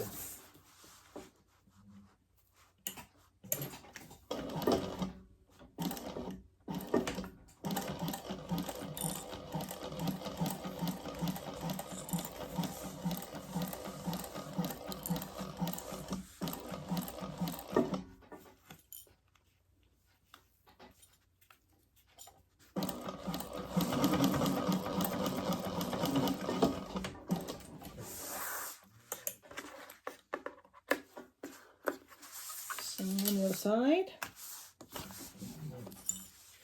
Just making sure those seam allowances are all the way out.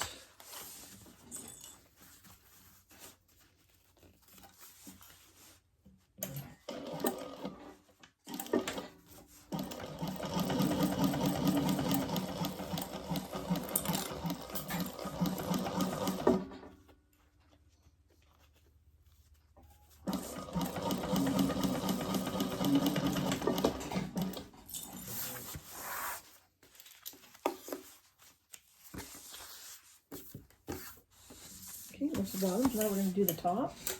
We're going to do the top twice.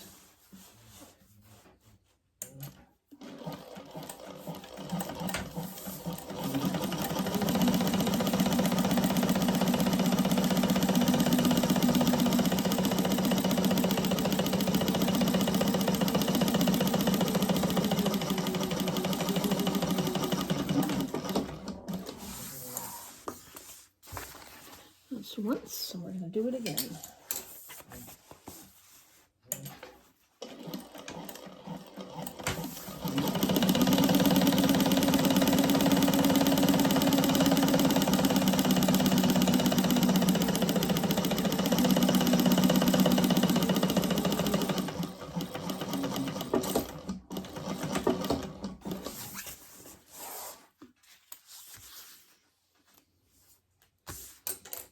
And we're also going to sew down the sides, I do believe.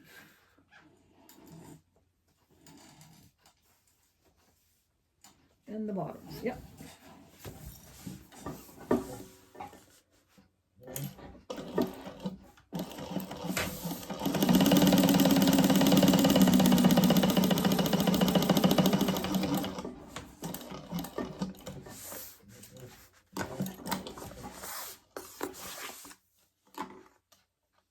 Broke my thread.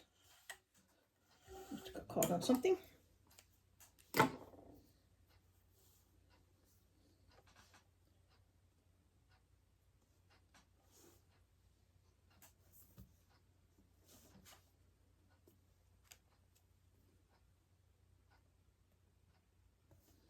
Sometimes I can get it right away on the first time, and sometimes I can't. There, I got it. And now the bottom.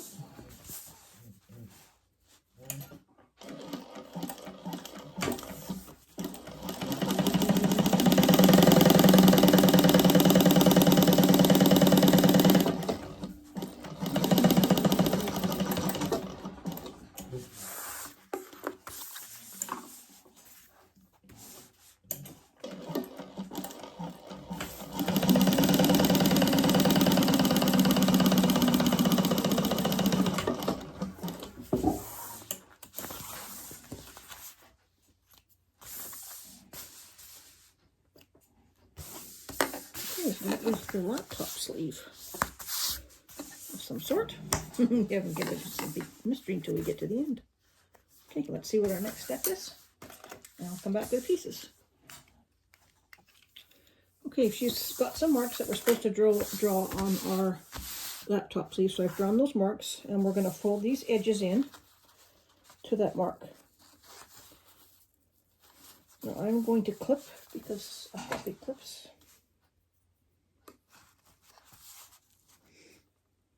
I guess it doesn't really matter if I sew from this side or that side. So I'm going to clip them up, folding on the marks.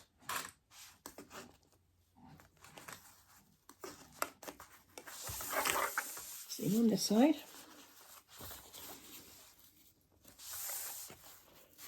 Folding on the marks that we made.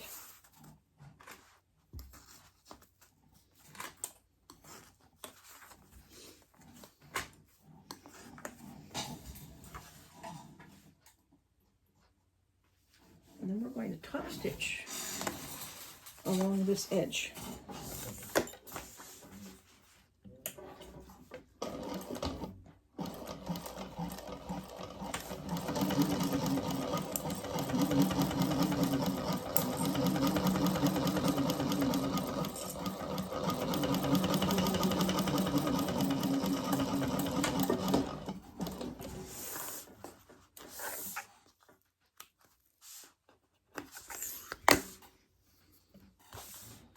Same thing on this side.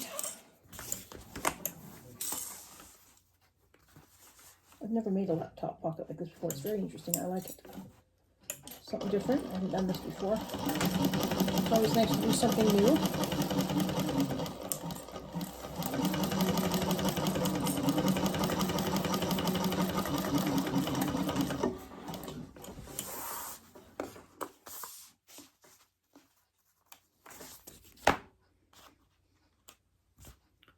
Good. And now what we've got is these little flaps. Kind of makes a little bit of a pocket. Okay, let's see what's next. I'll get my stuff. Okay, now we're going to add the half moon closure. We've cut that out. I've got the center marked. I've folded it in half, and I've got a piece of double-sided tape on each side. And we found the center of our laptop bag. We're going to center this here. We're going to fold it over. And we're going to sew around the edge of that. I think I'm going to do a little bit of a smaller stitch.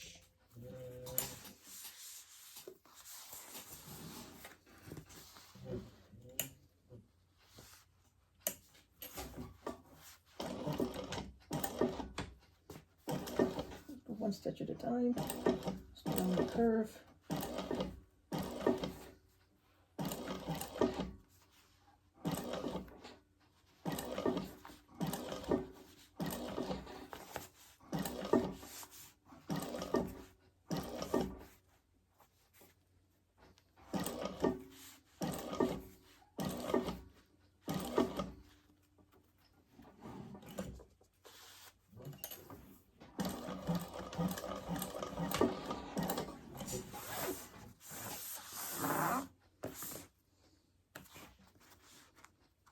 She has some instructions for burying the stitches.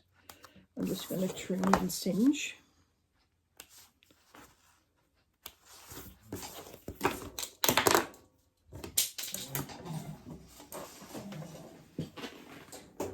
Hang on to my chair so I don't end up on my derriere. Uh-oh. Am I done?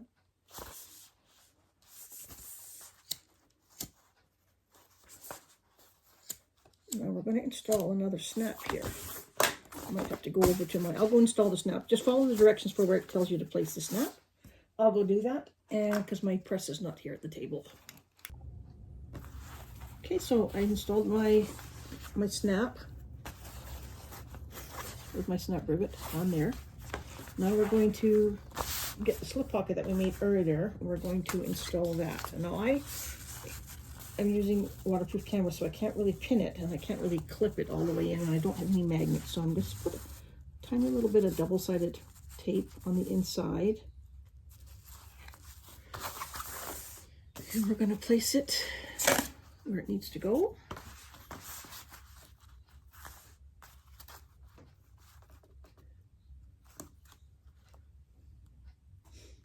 And we're going to center it.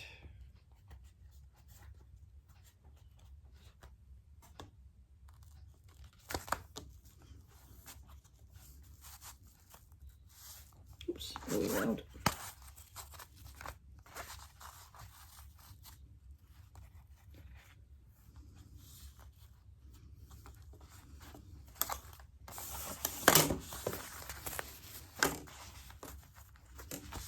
Make sure that's where it should be. Just a little bit.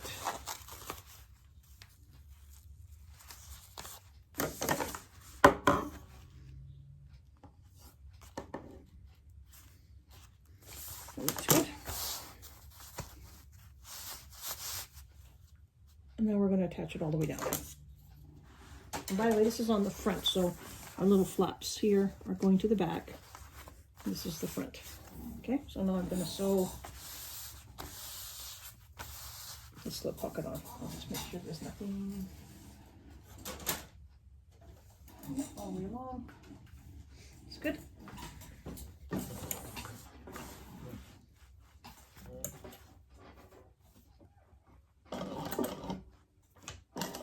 Nope, not like, I did not like that.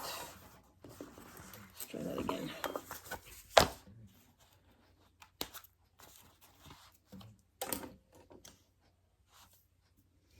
Heard it. See if I can hold it a little bit better.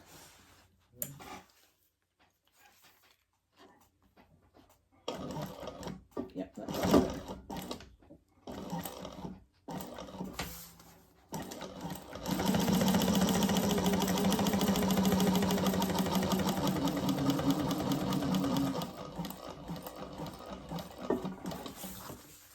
On the bottom.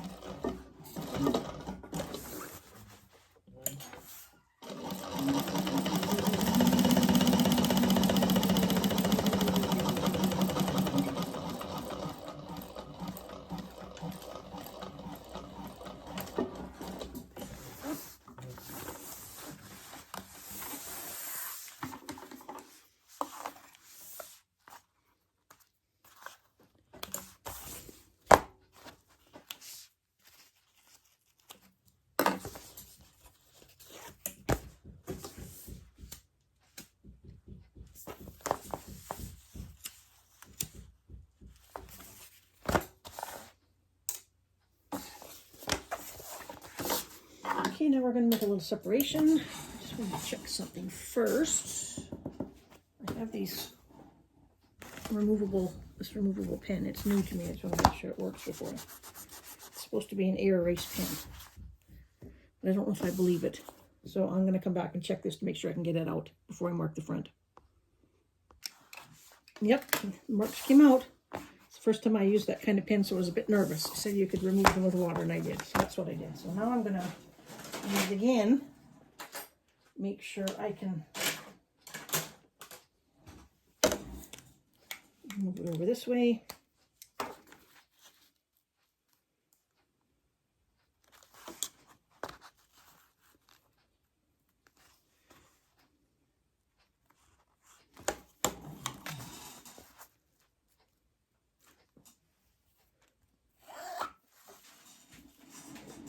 You see it very well on the black. Anyway, use some chalk.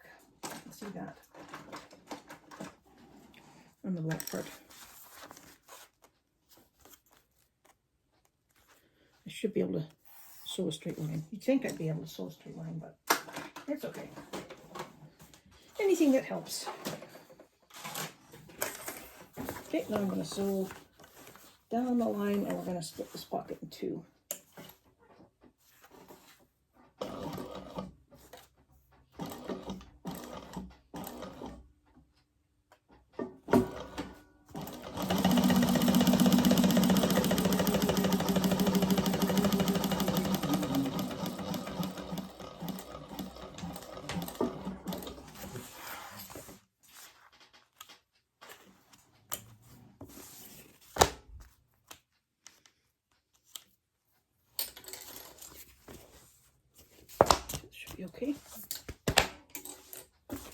I've got 2 pockets.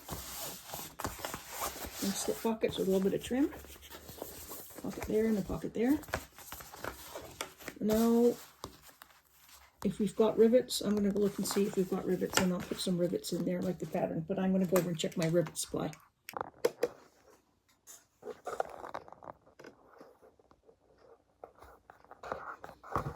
Okay, now we're going to take our tab closure and we're going to punch a hole where it tells us to, and we're going to install the other half of our magnetic snap. And I brought my press over here today, so we can see me do that. Now, mine doesn't particularly have a right... Oh no, you know what we have to do first? We have to sew around this before I do that. Before I forget, put all that away. We have to do our little seam around here to hold it together.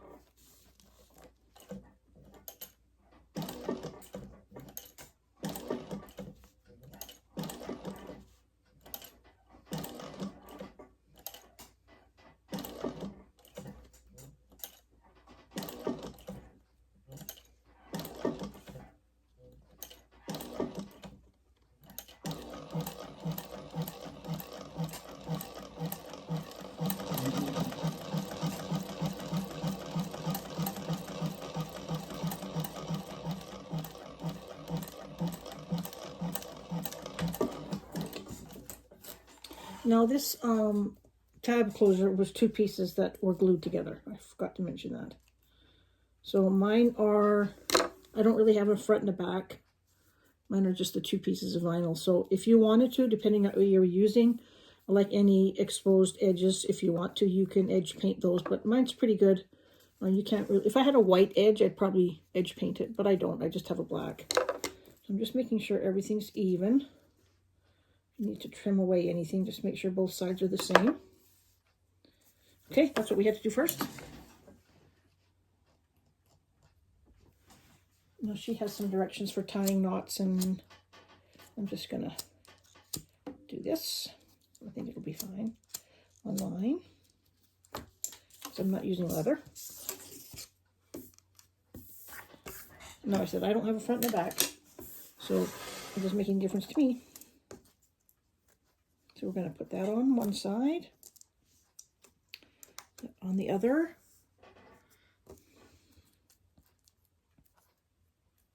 I have this little bit of plastic that kind of helps protect it.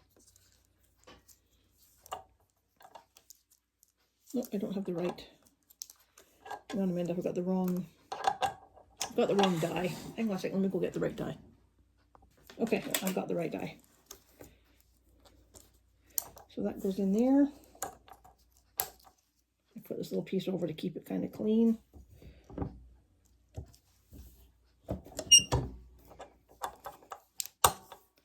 And that's it. That's my snap installed. Okay, get this out of the way. It's very heavy, so I don't like carrying them around too much.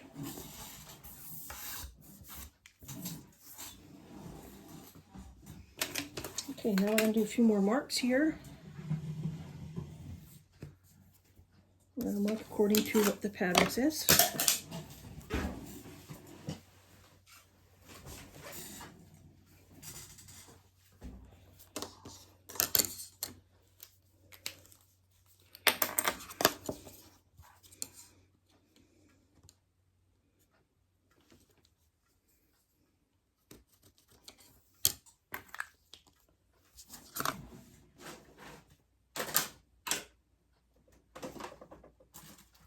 We're going to put some double-sided tape in that area.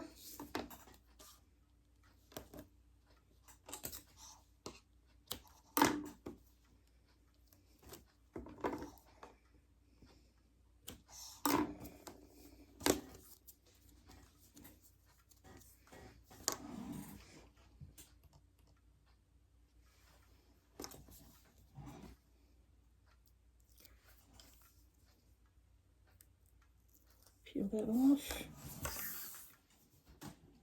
Now we're going to take our back panel.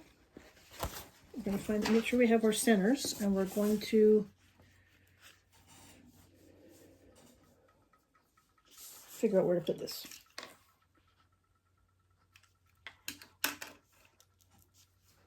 Make sure I have this right.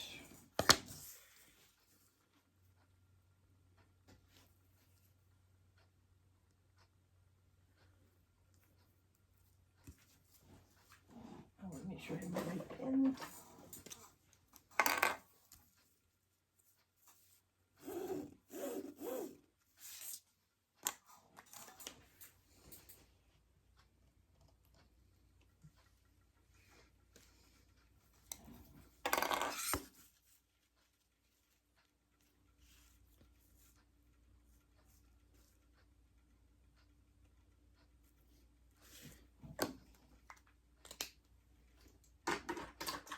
I think my chalk's going to work better.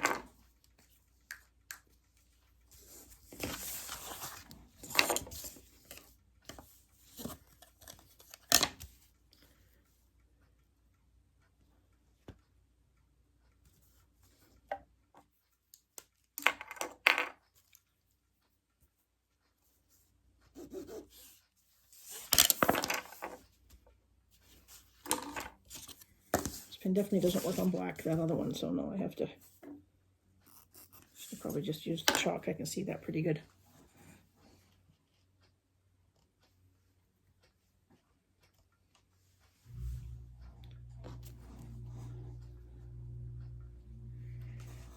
I think I put my tape on the wrong side. I think I did.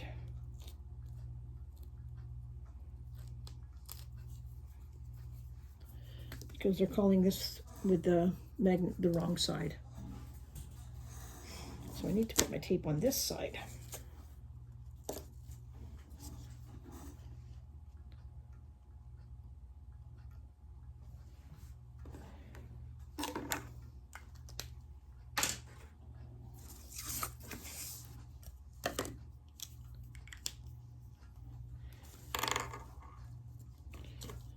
Oh, that lid doesn't fit on there anymore.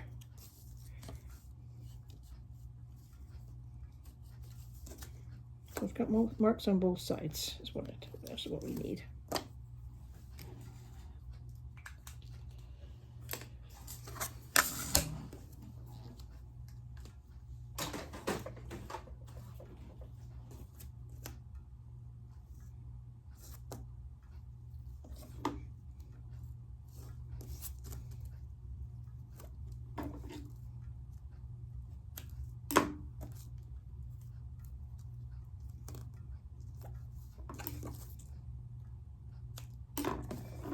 Okay.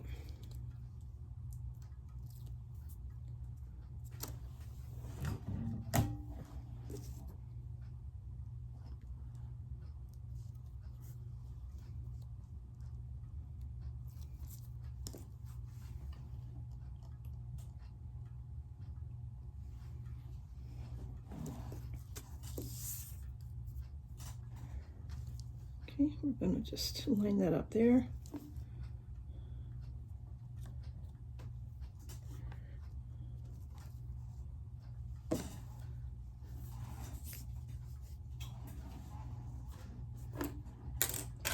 And we're going to sew a little X around that box.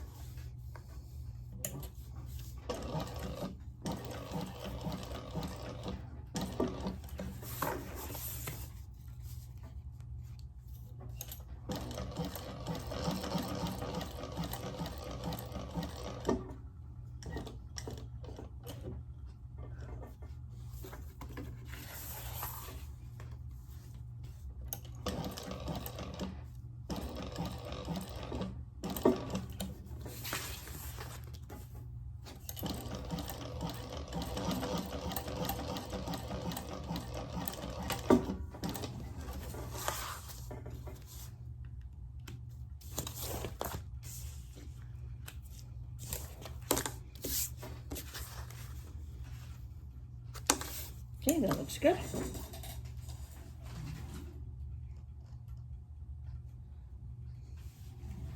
And now we're going to do a rivet. Rivet right at the top there. Let me go do that and I'll come back. Okay, now we're going to take the laptop pocket that we did earlier on. I've got my rivet in here. It's set. And I've got a little piece of deckable heavy on the back. And we're going to be attaching our laptop pocket. So we're lining it up along this side at the measurement that's in the pattern.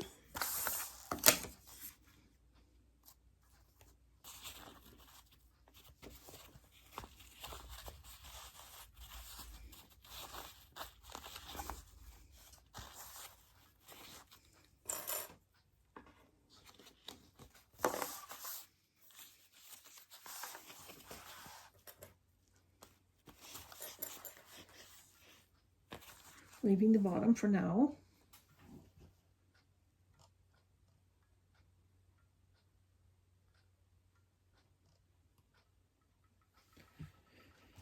And we're going to base that in place.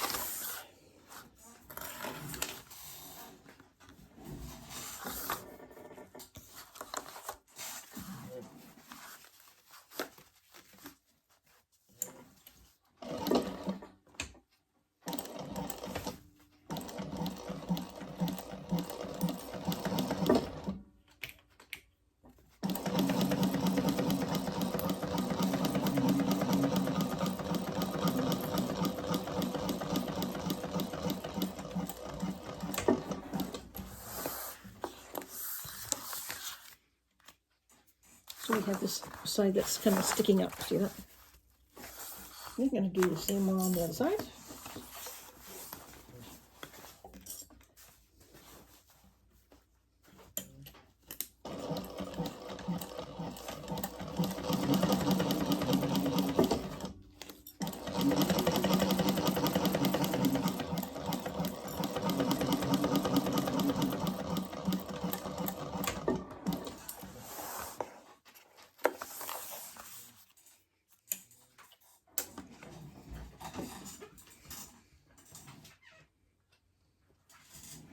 Now, this is kind of what it looks like. Maybe a big pocket. This is going to come over and attach. It's kind of neat. I've never done that before. I like that idea. So that's the front of it. You've got your little snap. Okay, now we're going to line up the bottom. And we have our centers marked from before, so that's going to be easy to do. Line up the bottom and do the same thing on the bottom. We're going to attach that. Also with the same seam allowance.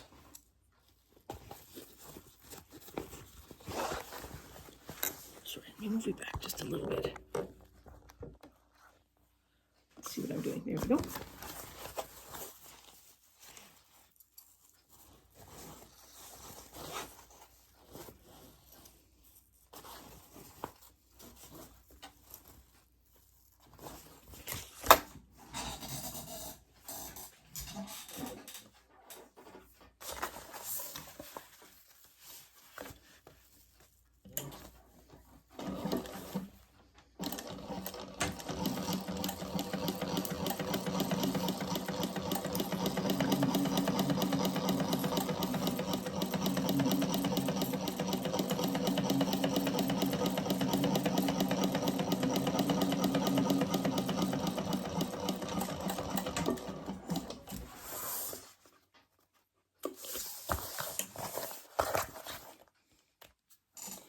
There we go, nice big pocket. The bottom sewed on, this little edges here, and a magnetic snap. Slip pockets. I like it. Okay, now we're going to assemble. No, we have to go do now is we have to go back and do our gussets because my pieces that I had with the glue on have dried now. So I'm going to get my stuff together and we'll go back and we'll do the gusset now that everything is dry. Okay, now we've got our strap connectors that are glued together. And just take a look at them. Like again, once again, if you have a white inside and you want to edge paint, you should, you know, do that already. I'm not going to edge paint because again, mine are black, you can't tell. So we're going to do a little top stitching around this from one point to the next.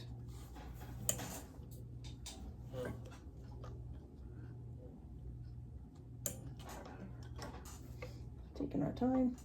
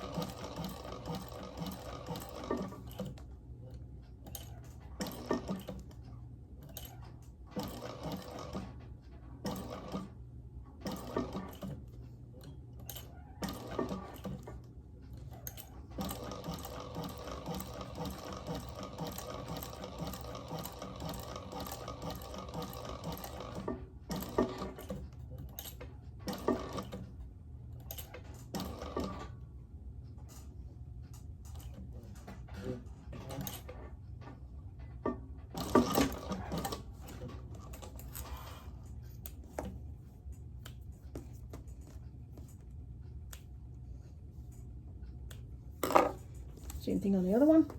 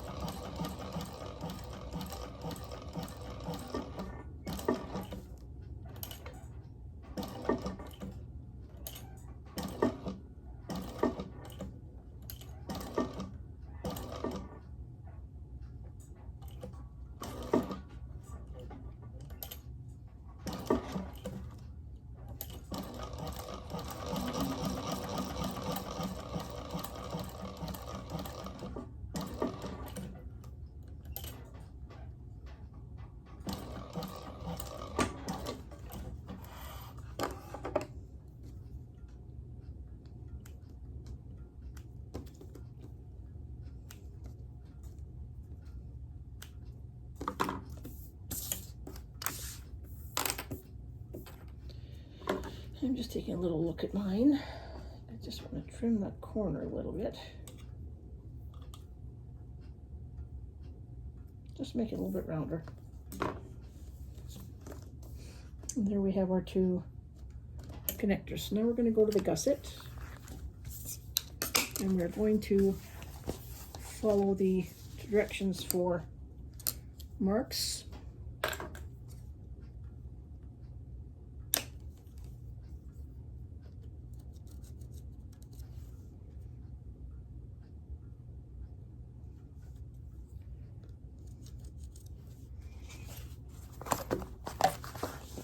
Oops, sorry, I bumped the camera cord.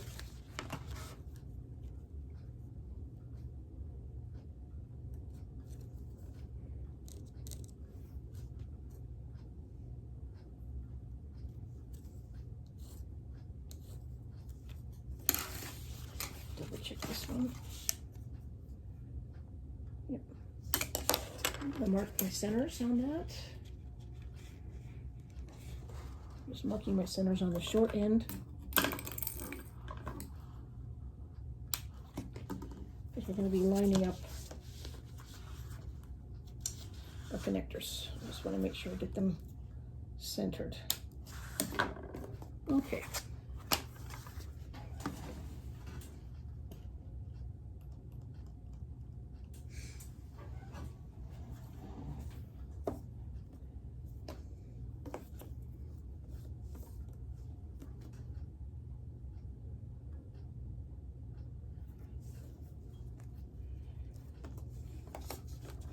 You're going to make some marks on here.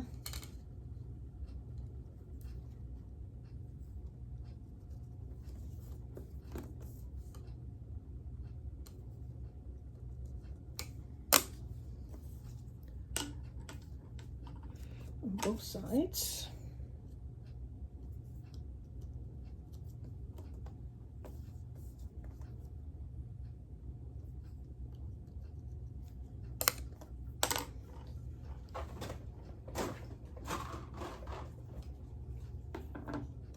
Let's see which side I like the best.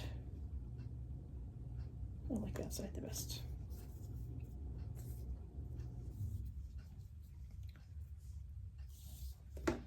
Put our tape down.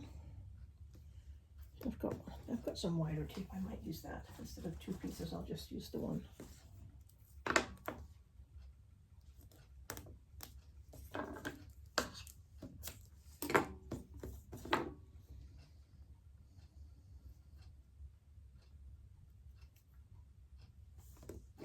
These ones look about even.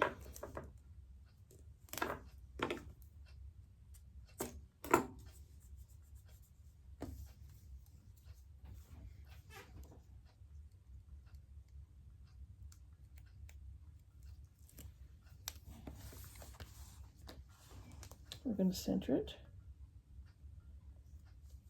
It's easy to check, just measure.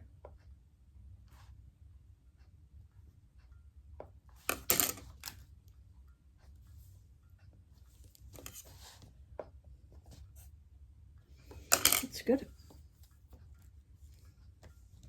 Now we're going to sew around.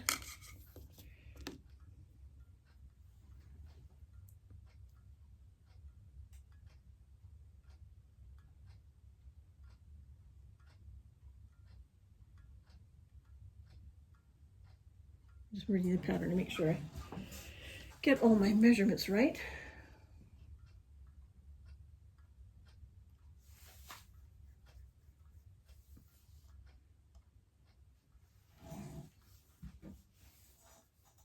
So yeah, we're going to top stitch over our previous stitching, so that's good. That's what I thought. I just wanted to double check that.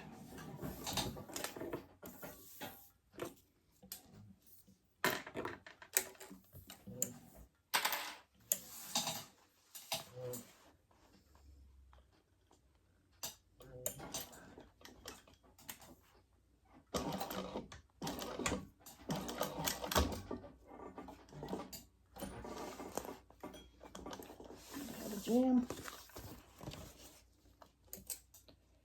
Just get rid of those threads.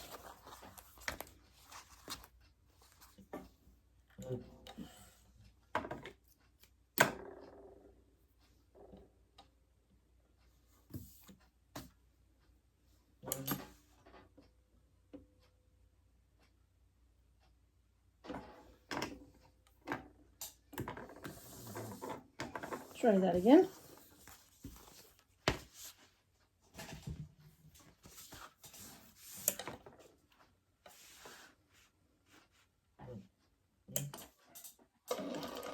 Sounds better.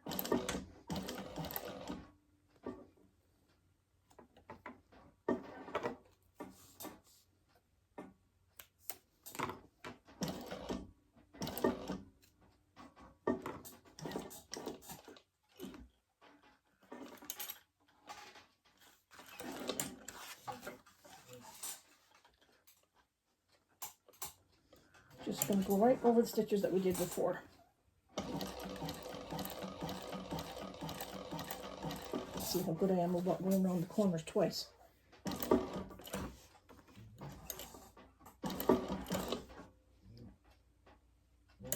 If I stop stepping on my pedal and getting my needle in the air, my foot must be tired today.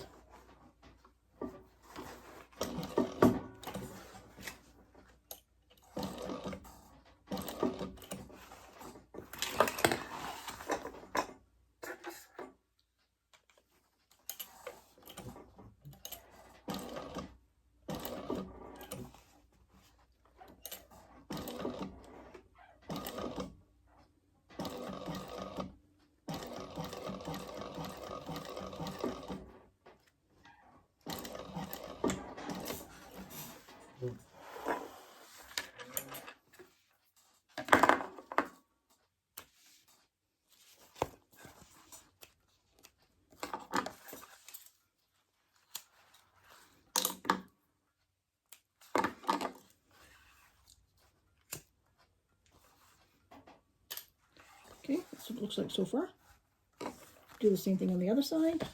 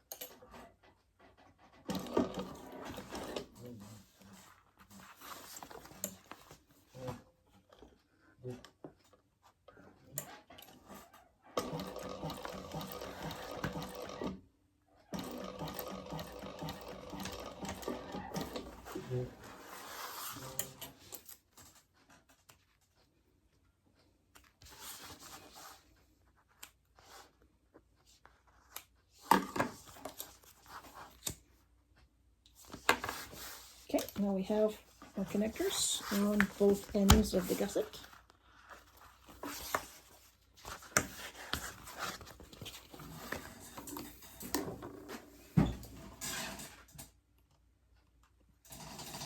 Now we're going to put our D-rings on.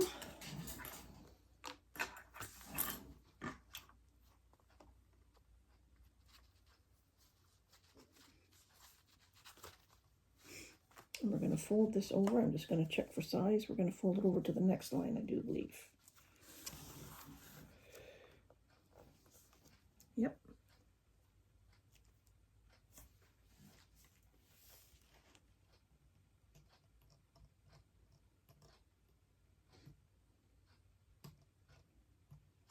Yep, that's what we're going to do. So we're going to put tape on this side. I think I'll put a couple pieces.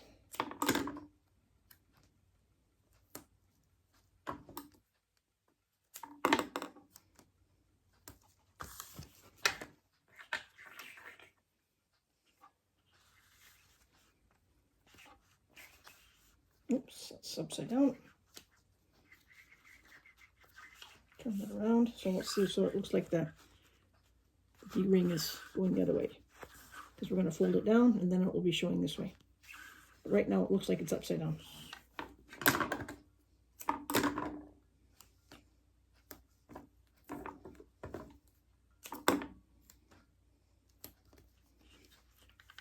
Okay, we're going to take our tape off.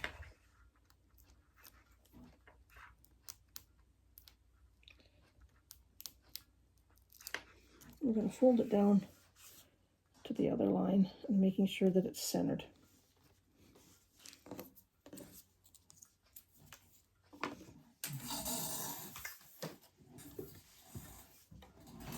And we're going to sew around, starting and stopping where we were before. Yep, just around our lines. Right there where we started.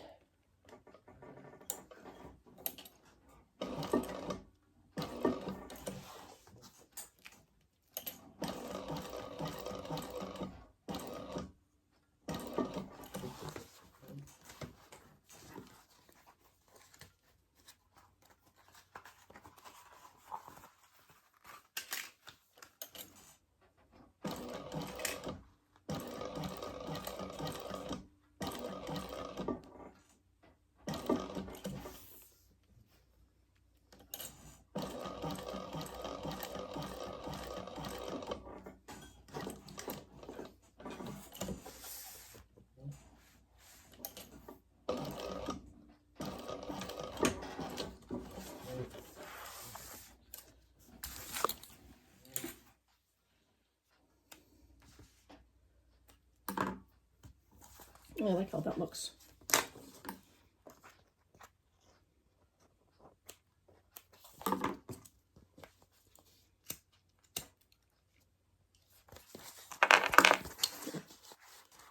See that?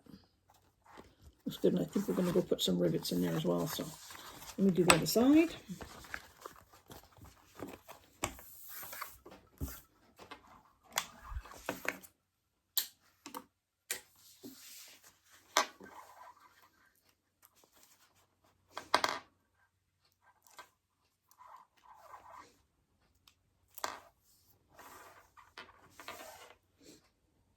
folding and centering.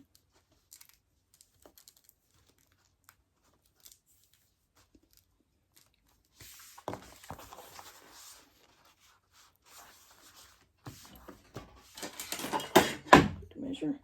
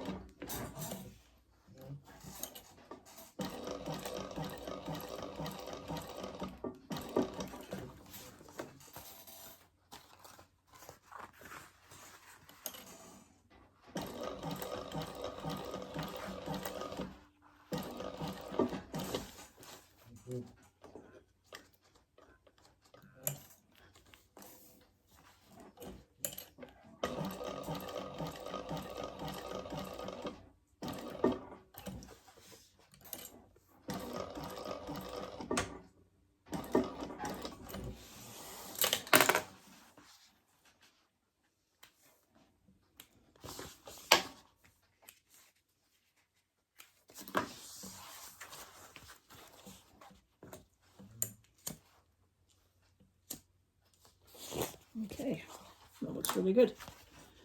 I think we're going to go put a rivet right in the center here. I'm going to mark and then I go place the rivets.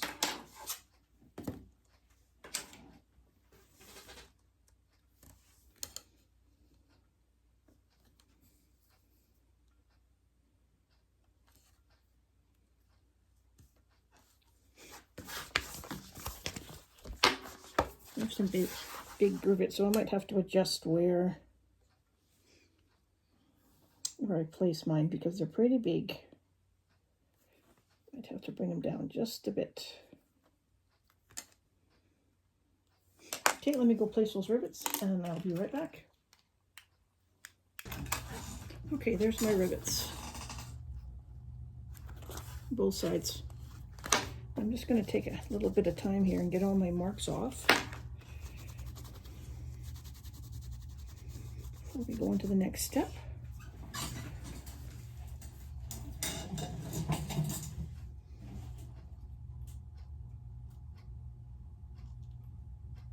Now, we've got to attach this to our zipper panel that we made earlier. I know I did this a little bit out of step, but I had to wait for those pieces to dry.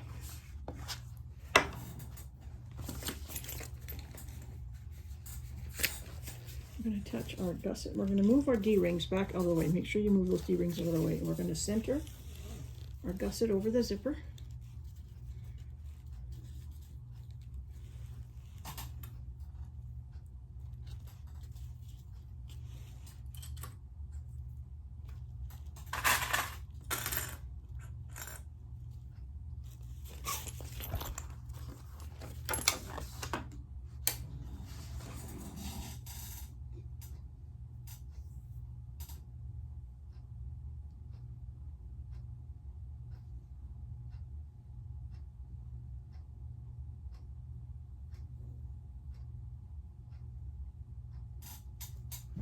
We're going to base this on.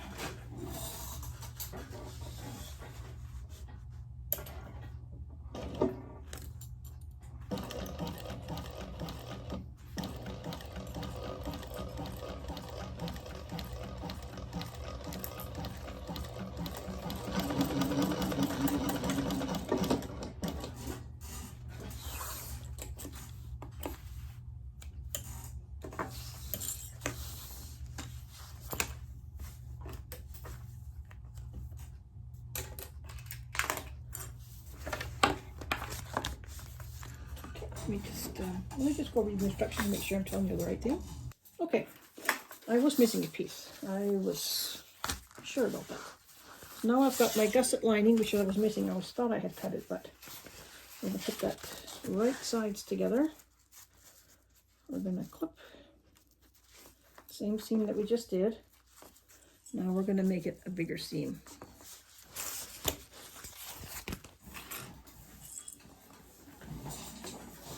sew it all together.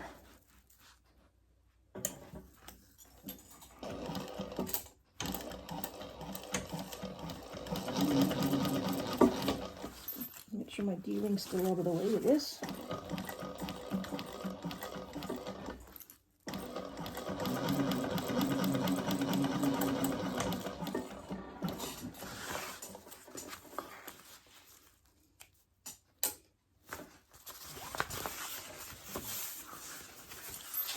Fold that over, and we're going to top stitch.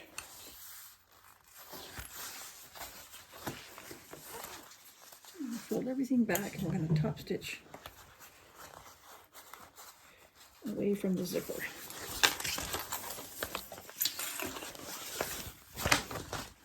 It's getting big.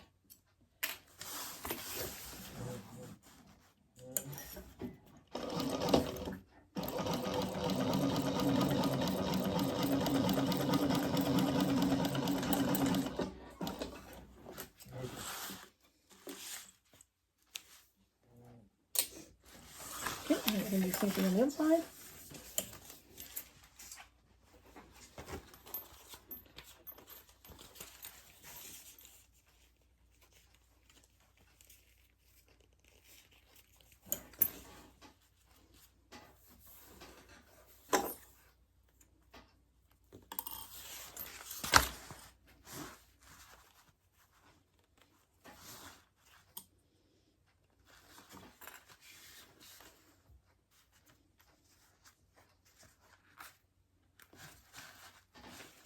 Make sure that D-ring is out of the way.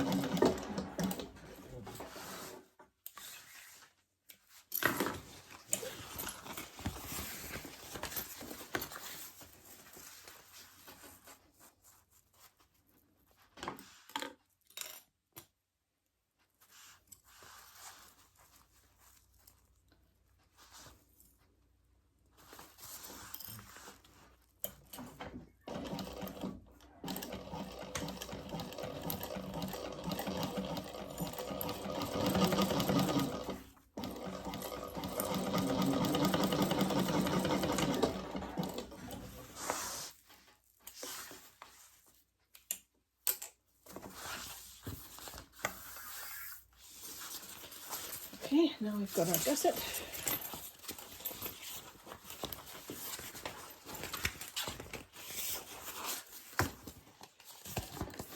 See, it's going to be a big one.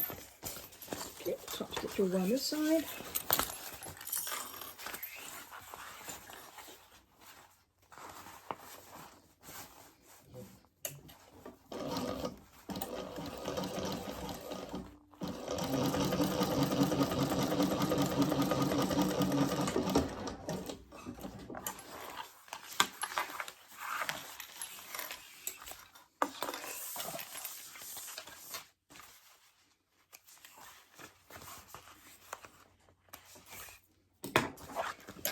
And a nice big gusset.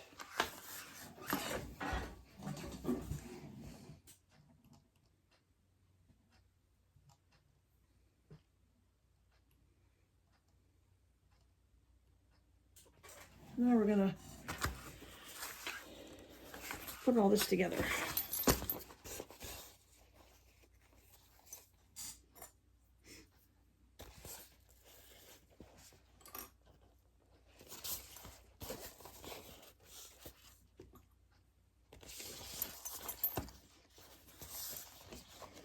I should have found my centers on this piece.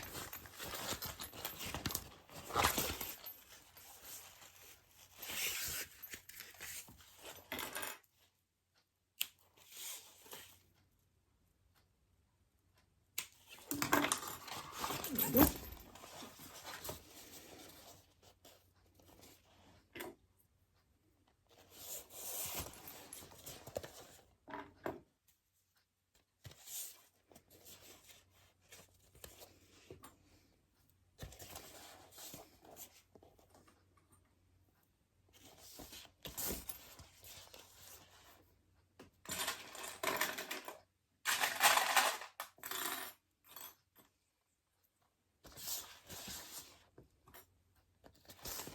pretty big gusset. I haven't done one this big before.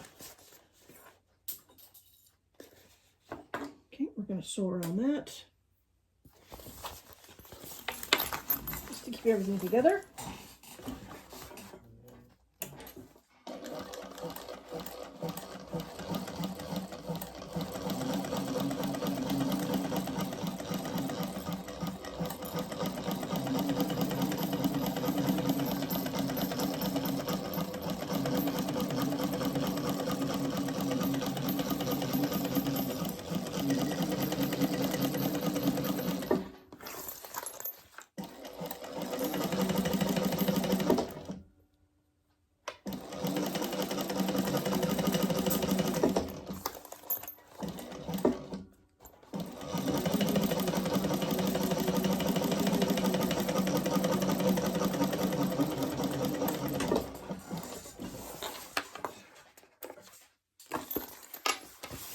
I'm going to do the same to the other side.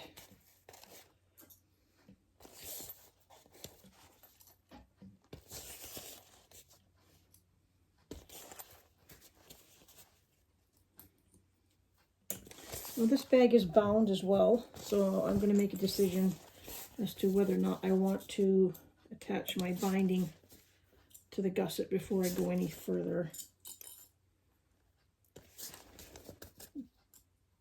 Sometimes I find that just a little bit easier. I don't have that stretchy elastic that everybody uses. I just don't have any. So I'm going to do a waterproof canvas matching binding.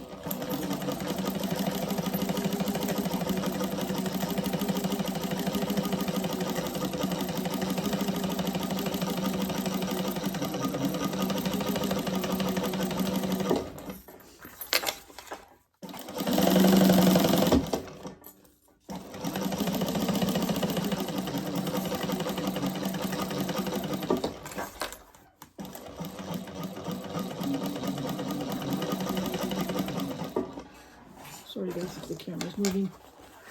It's almost dead, so I've got it plugged in.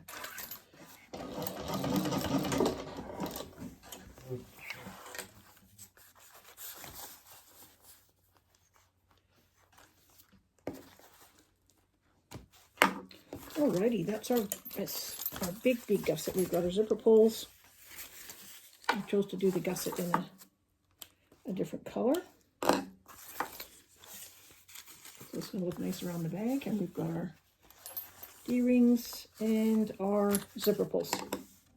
Okay, I will come back to you when we get ready to do the next part.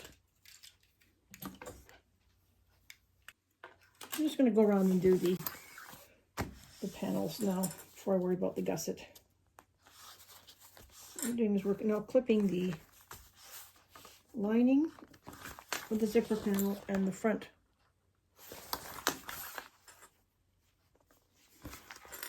I'm trying to decide whether or not I should put a tag there. I don't know if I have any. I don't think I have any gunmetal tags left. Line the upper centers and all the marks all the way around that we did.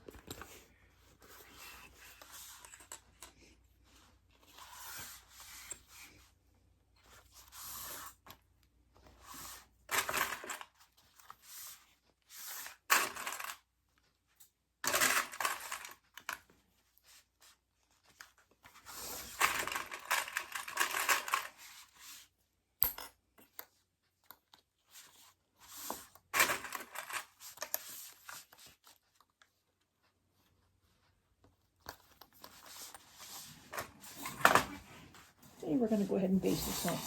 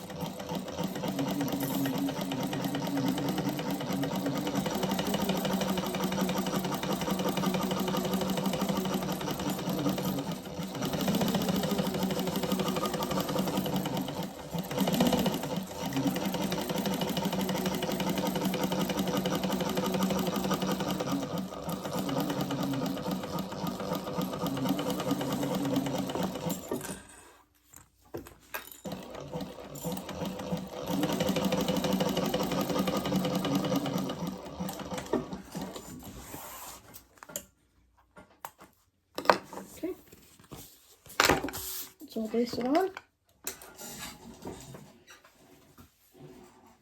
the side, let's get this one.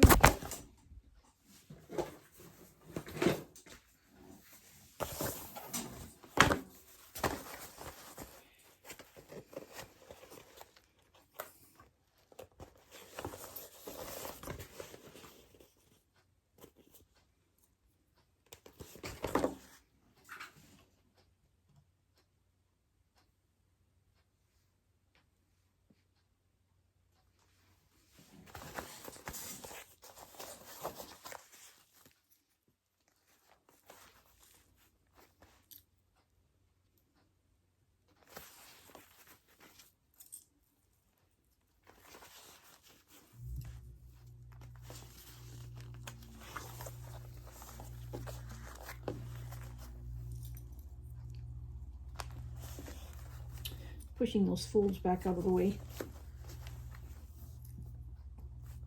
I'll get close to the end.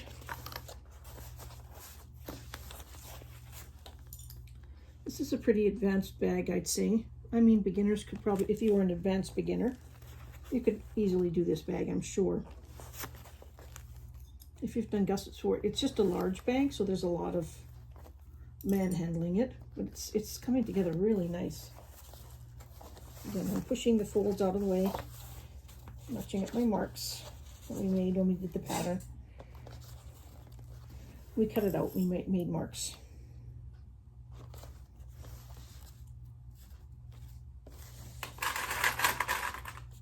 I do like this. This is something I haven't done before. I think that's a great idea.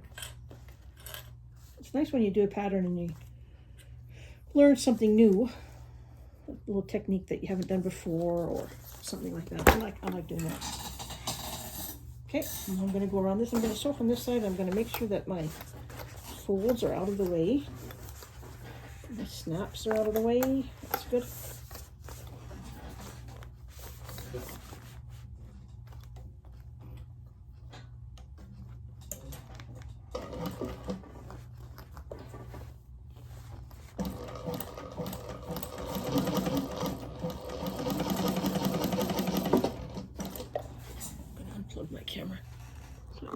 Close your eyes if you get seasick.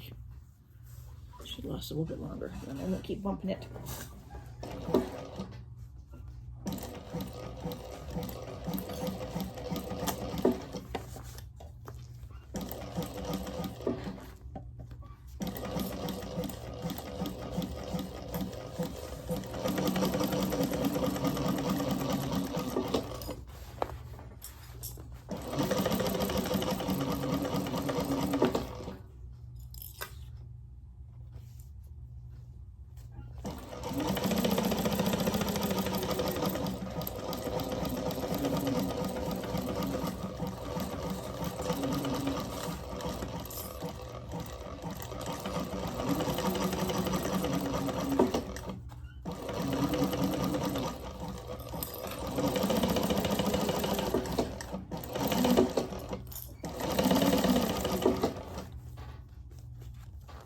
Making sure those flaps are out of the way. I want to stitch those down.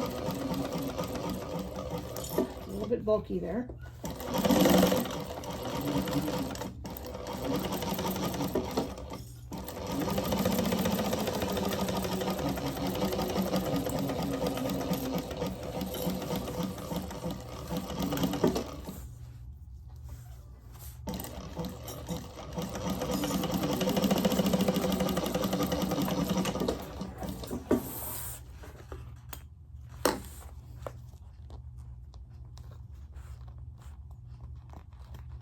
A little bit of double-sided tape showing there that I want to make sure I get off.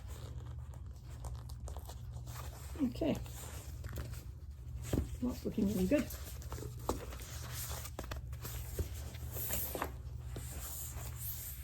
Snaps there. Laptop pocket here. Snaps close there. It's a good size too. My laptop will easily fit in there. It's going to be a good travel bag. Okay, let's go on to the next step. We're almost finished. Okay, now we're going to be attaching the gusset, and what she wants you to do first is to make another row of basting stitches. around the gusset on both sides. So that's what we're going to do.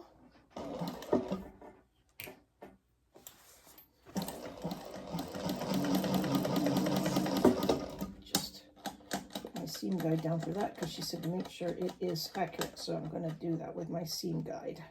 So what I've done is I've put my seam guide on so I can make sure I get a good quarter.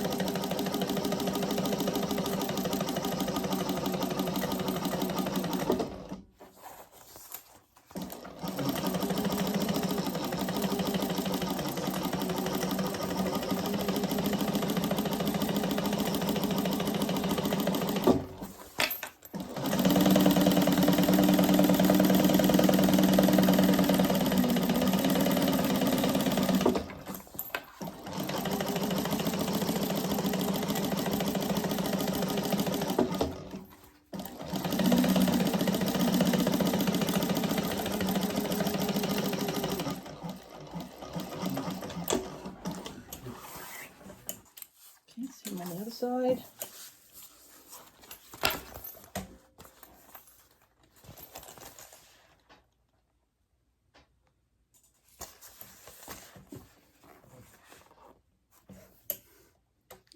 Put my seam gauge down again.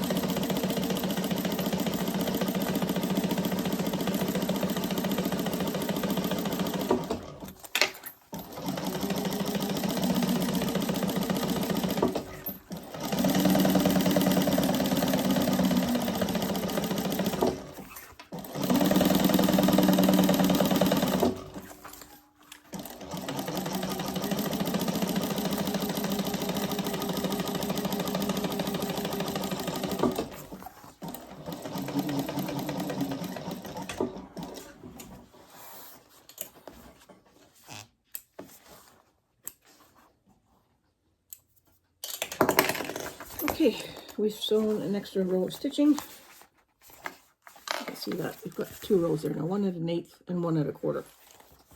Let me grab my other parts. Okay, now we're going to start clipping our gusset in place. I may have to use a lot of staples for this, but we'll start with this. We're going to pin the centers. I'm going to cut this handle out of the way. And we've got marks that we made. We're going to pin there. Not pin, clip. I mean clip.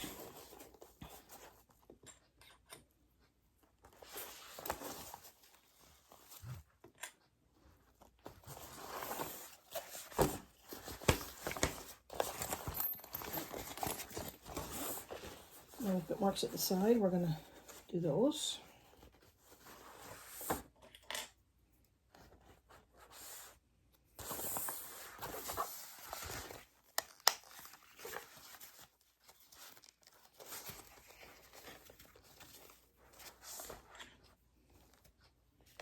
Some of this is going to be very thick.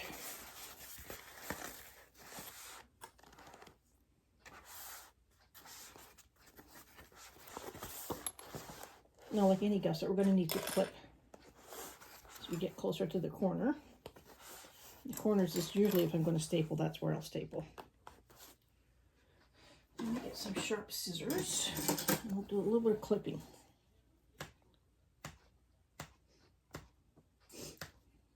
Not too far in. We don't want to go past our 1/8 much. Definitely don't want to go into the 1/4. So we're just going to trim that gusset all the way around. We're going to work that gusset down so it stretches, comes together. Came together quite nicely, actually. Worked quite nice.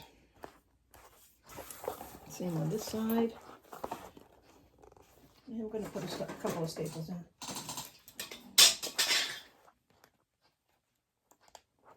Just within my seam allowance.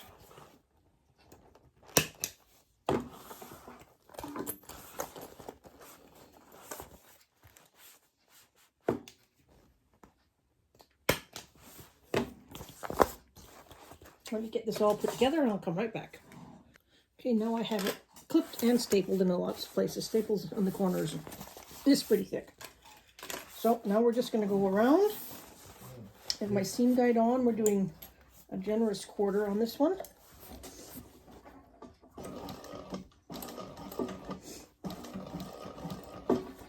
Making sure that my pulls and everything are out of the way.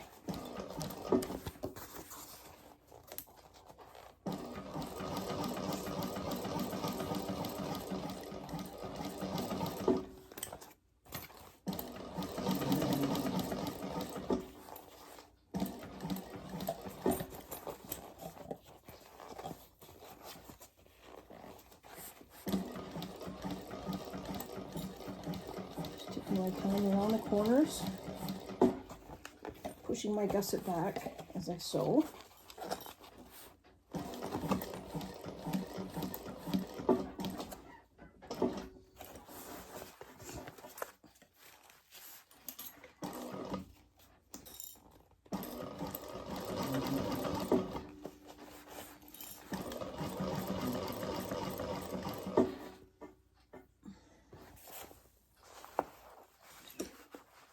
Making sure that fold in the back is out of the way because that's quite bulky, so we have to make sure that's out of the way.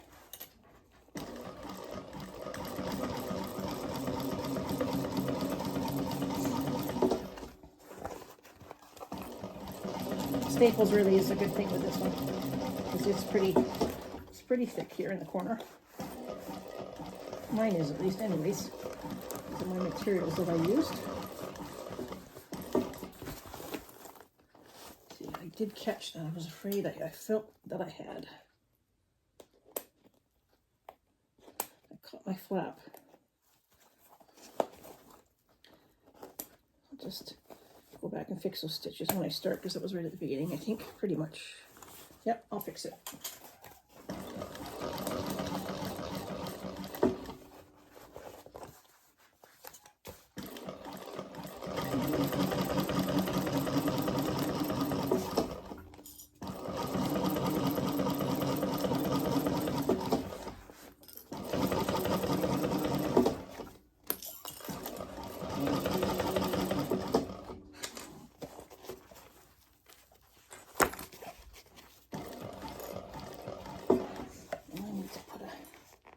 Staple in there.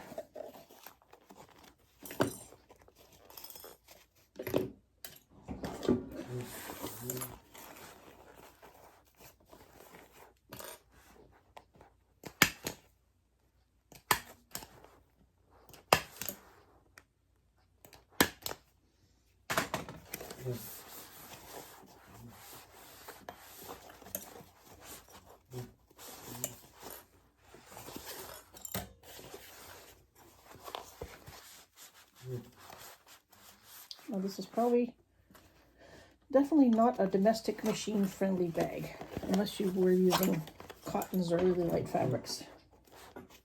Where did I start? Right there.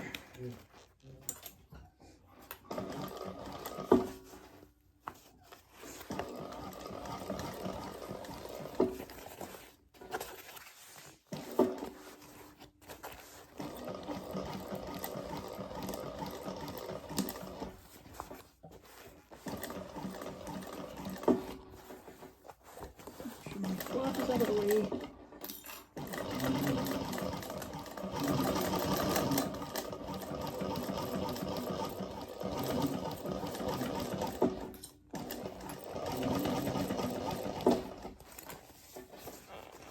Getting close.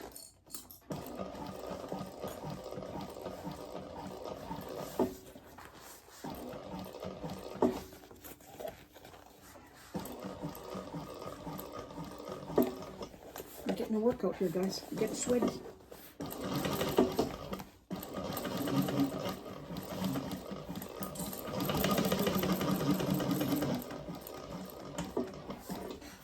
Okay, so look. Looks like I ran out of thread. Wouldn't you know it? Oh, I'm not too far away though. That's an easy fix.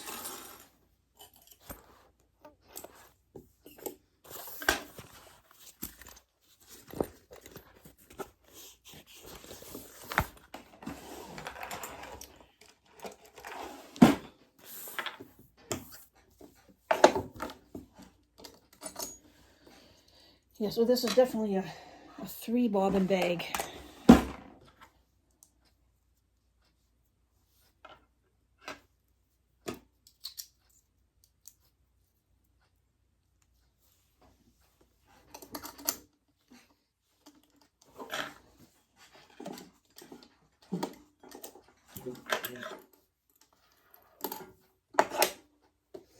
That was right at the end, right there.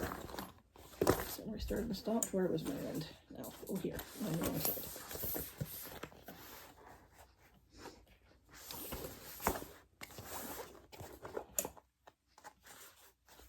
I can't even see where I was. There, sit there, oh right here. Right here.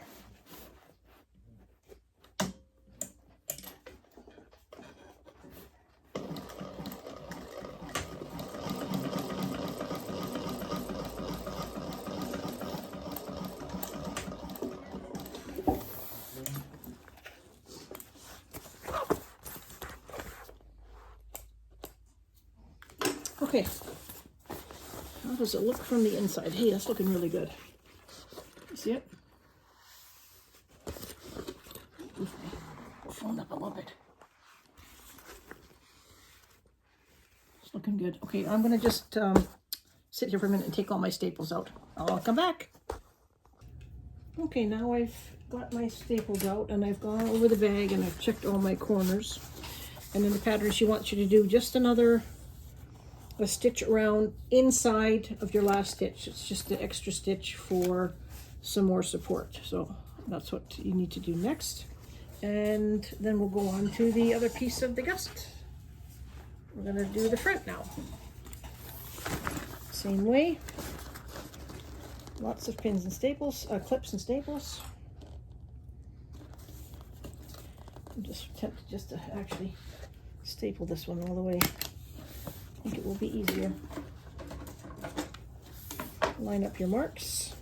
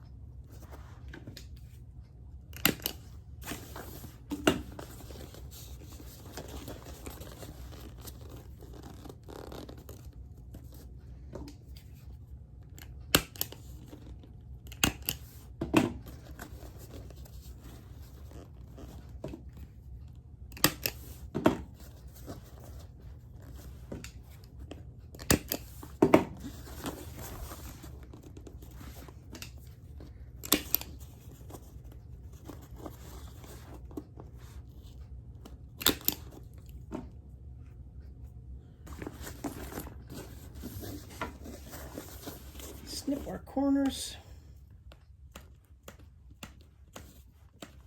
Oops, I should be snipping the gusset, not the...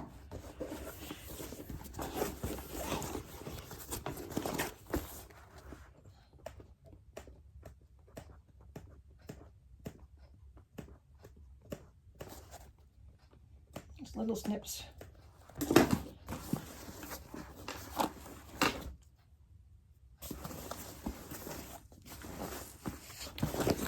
Easier to do now. Give myself a little bit of room in there so I can compress things a little bit.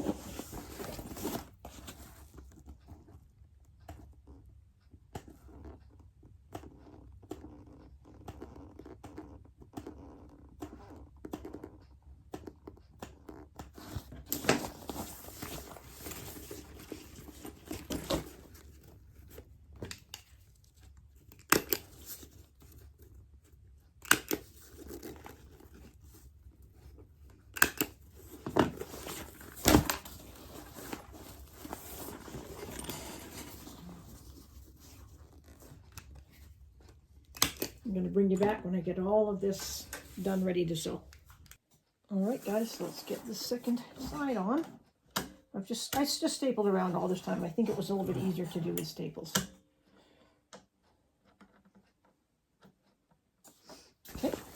Let's manhandle this side.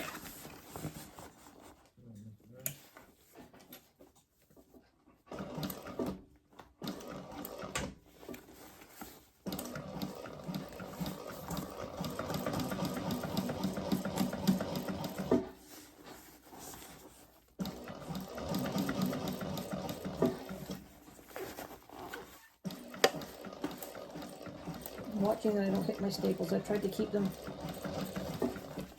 out of my seam line.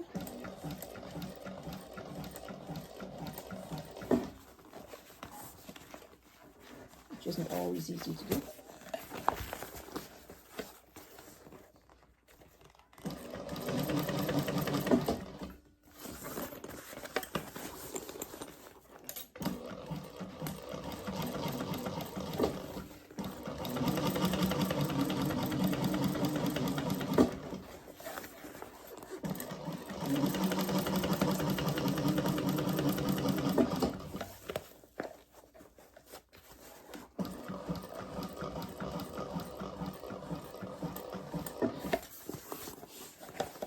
Taking my time in the corners, trying not to get any puckers.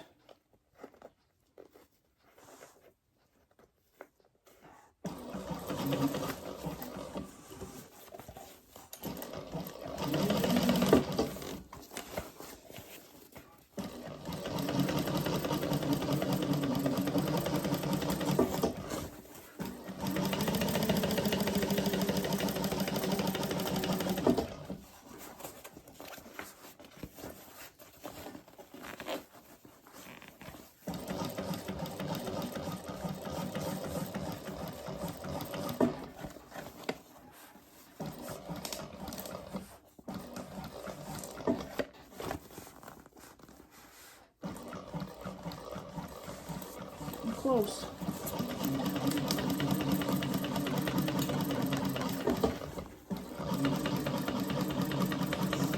Getting close.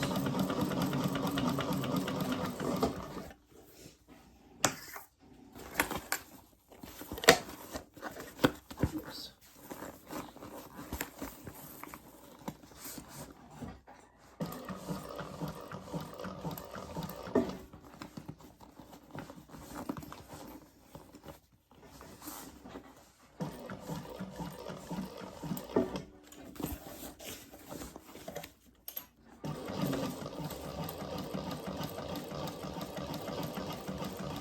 Almost there. Oops. Caught me on my shirt.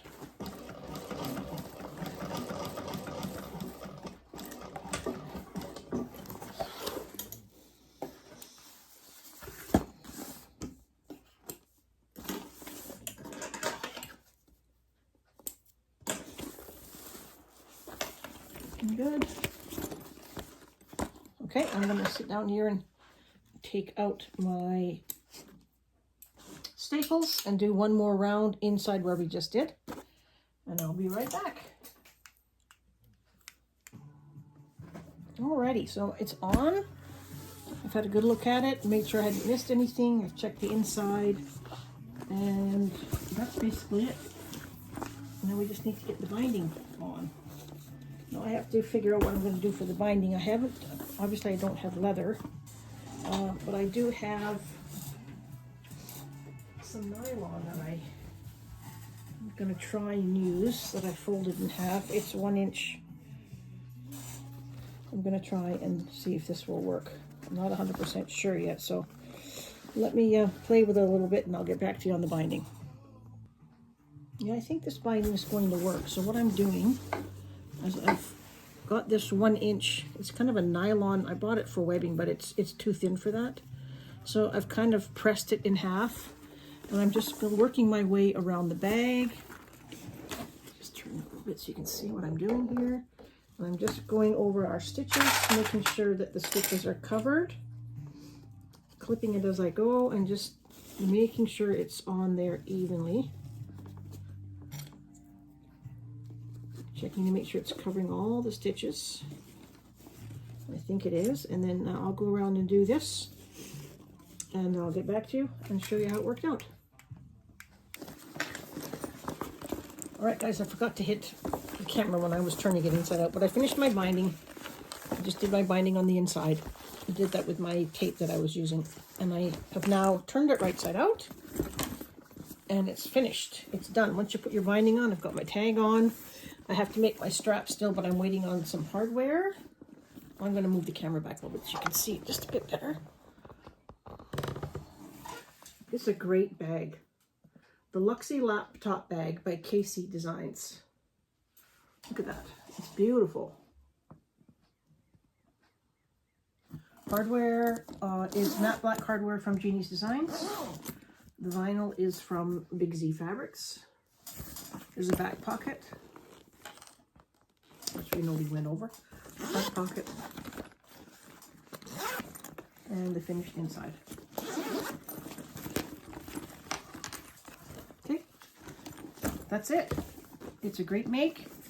It's not a beginner pattern, I would say, with the gussets and the binding, but it's definitely an advanced beginner. If you take your time, you can definitely do this bag. And I chose like a thick Croc vinyl, so some of my parts are a little bit stiff. It was kind of hard to turn. That's just my vinyl that I used. My pockets are waterproof canvas. There's foam in here, but there's some new techniques that I hadn't done before. This strap here. I love these rolled handles. Followed the directions for those. They worked out perfect. As you can see, and it's a good size. Here, I'll stand up. You can see on me. It's a good size. And I do have a strap for it, but I'm waiting on the hardware to come in and run out of hardware. So there you go, the Luxy Laptop Bag from KC Originals. Go get the pattern and make it for yourself. Thanks for watching.